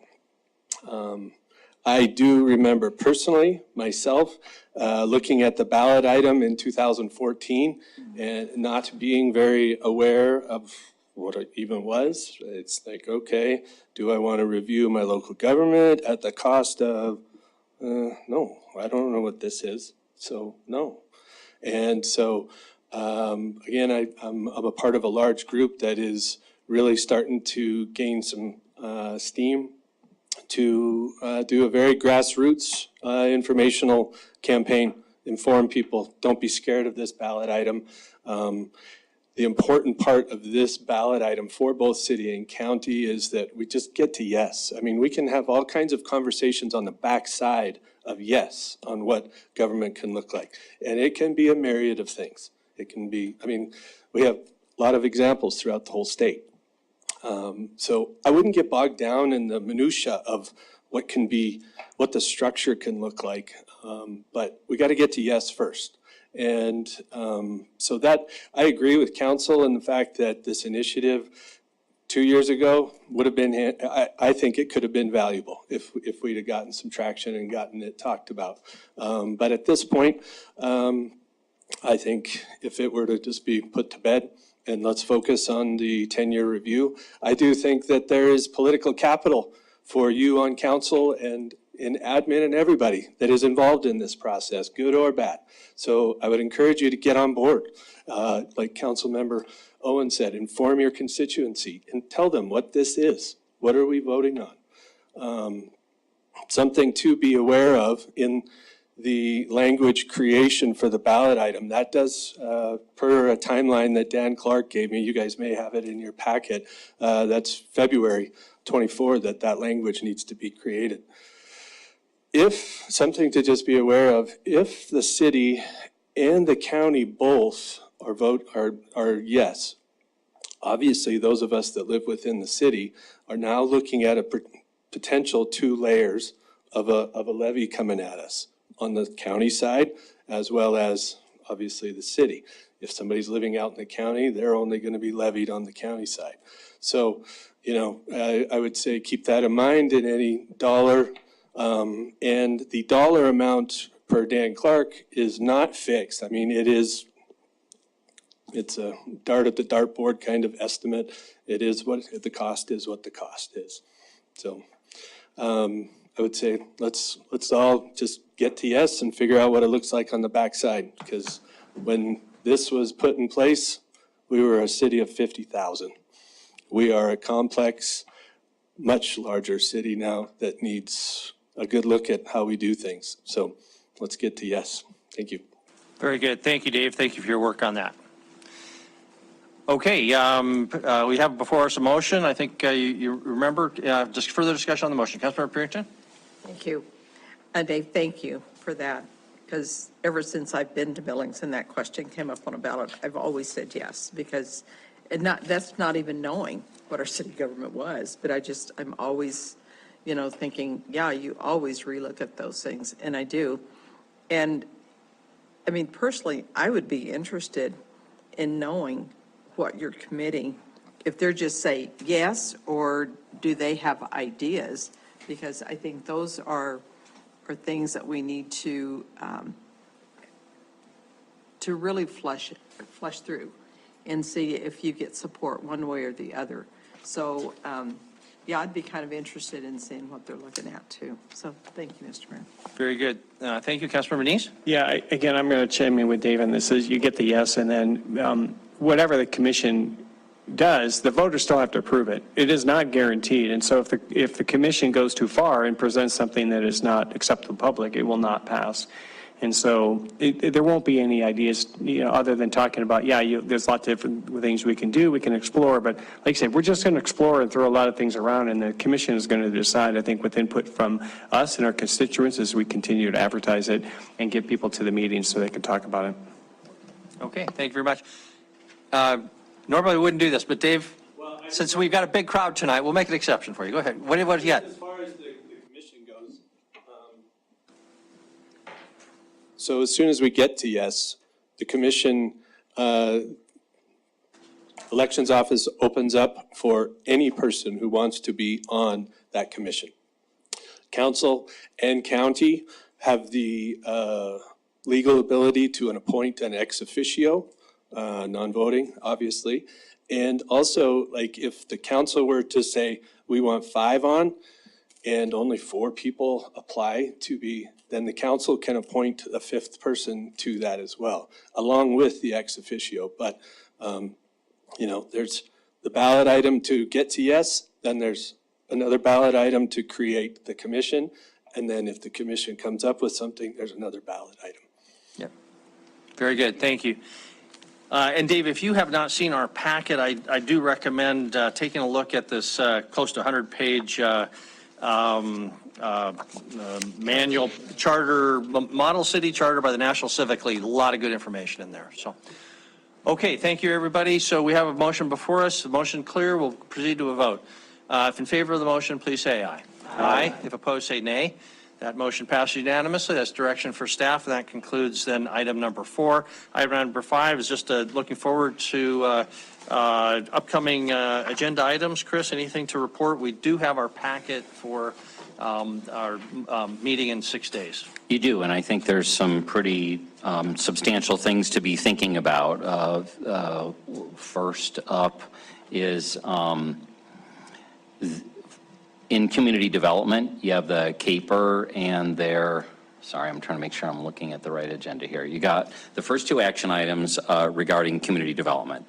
The next 10 or so items all relate to the adopted budget. So they're all the financial components of what you've already adopted. So it looks pretty daunting, but truthfully, unless there are changes you want to make to appropriations, this is all the revenue side of taking care of what was adopted in the budget, the most critical of which being what the levy is. But the Budget and Finance Committee is a clean recommendation coming to the council consistent with the adopted budget. Then last but not least is candidly a kind of a thorny issue, for lack of a better term, and that is it has to do with public art. And that we discovered that back in '04, the council had adopted a resolution on an ad hoc process that was a half a page long and looked pretty simple. But when combined with your ordinance for creating committees, including ad hoc committees, there's no such thing as something the mayor can just appoint some people to make recommendations to you. Denise found that once in 2011, it was followed on a specific piece of art that was being dedicated to the city. So I'll provide you with that tomorrow, or maybe Denise already sent it out. But the bottom line is, there's been a lot of public art, there've been a lot of projects built, not knowing of, best I can tell, that this resolution existed. And so the first thing you'll have in front of you when you get to this issue is seemingly a little odd, which is a recommendation to repeal that resolution. And then the next item is what we tried to follow that resolution in spirit, appointing people as the resolution outlines by the mayor, by the Parks Board, and having them make a committee that did make a series of recommendations to you on 5 public art projects that are making their way through the community in the process. And lastly, I'll say when you read it, you'll also notice that the term is escaping me, the Magic City. It's the Mobilize the Magic City process has our community with a wide range and diverse group making a set of recommendations to the council on long-term how to make decisions about public art and things of that nature. So a lot of moving parts going on there. First, I just want to highlight the unique nature of recommending we repeal something, immediately followed by some recommendations as an ad hoc committee we put together to try to follow the spirit and keep those projects moving forward. And so those are really your 3 hot subjects for next Monday's council meeting. Thank you for that summary, Chris. Councilor Bernice? Thank you, Mayor. Chris, shouldn't something like that art policy that is being discussed and then recreated and then instituting standards of some sort or suggested standards be brought to us at a work session so we can have a little more open discussion about this and hear from the public instead of just in a, it's finalized and ready to go?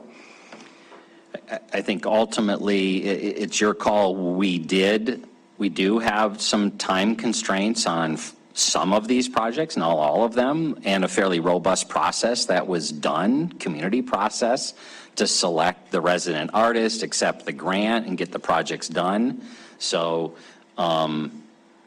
there is a desire to get at least, I think it's 3 of the 5 foundations poured and the artwork in before the time would have allowed us to do a work session later this month, to be followed with an action meeting X weeks later, also under the condition, again, of nothing positive per se, but for whatever reason, we can find one instance since 2004 that this resolution was followed.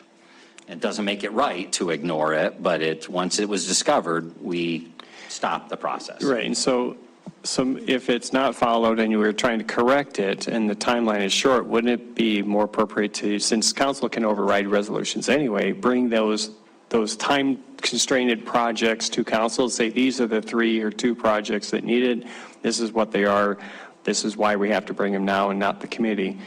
And then we could actually be making those decisions. And then later on, once you get this sorted out, the committee could do those. Ultimately be the council's call. The reason we put the repeal first, candidly, is so that those rules wouldn't be any longer on the books, and how you choose to proceed as the elected body is how we'll proceed on any or all 5 of the projects that are in front of you. Thank you. And I'll just comment, and I'll give it to Councilmember Joy. When you look at the old resolution, I think everybody will agree, it is not perfectly drafted. There's just very fundamental questions like, what's public art? Is it every time Chris puts hammers a picture of a mountain to his wall, it's public and it's art? So, but there needs to be, we're just going to have to improve on what we've got, and there's no doubt about that long term, I think. Councilmember Joy? Thank you, Mayor and Council. And having been part of what's been happening for a while, I actually went around and I asked people, not necessarily city staff, but I ask, this public art here, how'd you actually put it there? and they said, oh, we went to Public Works, and they said it was in the public right-of-way. Nobody knew about this policy, I promise you. I talked to a lot of different people, and when it came up, and I actually have searched the city website, and it doesn't come up. You can get all kinds of different things, but that didn't come up. So I actually talked to different people about how they were, how public art was being put places, and no one mentioned it. It just wasn't on anybody's radar, and I think it is, as David Goodrich was talking about, we are a growing community. We have, from 2004 to this day, many things about Billings have changed, and based on some of the public engagement that I've done, I don't think that the demand for public art is going to decrease anytime in the future. It's going to increase. And particularly, it does really line up with our SEPTED principles. I don't think the demand for public art will go down. Someone just told me they went to I'm mispronouncing it, the place in Colombia, the city in Colombia, Medellin in Colombia, and she said it was the most beautiful city she had been in for the art. So I don't think the demand will be, and so we want to make sure that we get a good policy and a good process that's transparent and public for people to approve our public art. Thank you. Thank you, Councilmember Rowan. Thank you, Mayor. I just want to express a concern about agendas like this. I mean, this is a monster. And even if there isn't a lot of debate over the details of the levies, which I think is a fair assessment, there's still time to go through the presentations, to go through the content. Some of these things do need debate and discussion. I think Councilmember Joy's right. I think there's interest in public art. And I'm not a betting person, but I'm going to bet that public arts policy doesn't get discussed until about 10 o'clock at night if we're lucky. So I'm just concerned. I'm concerned that we pack agendas like this and it looks like it's designed to prevent council from actually discussing items. And I don't like that.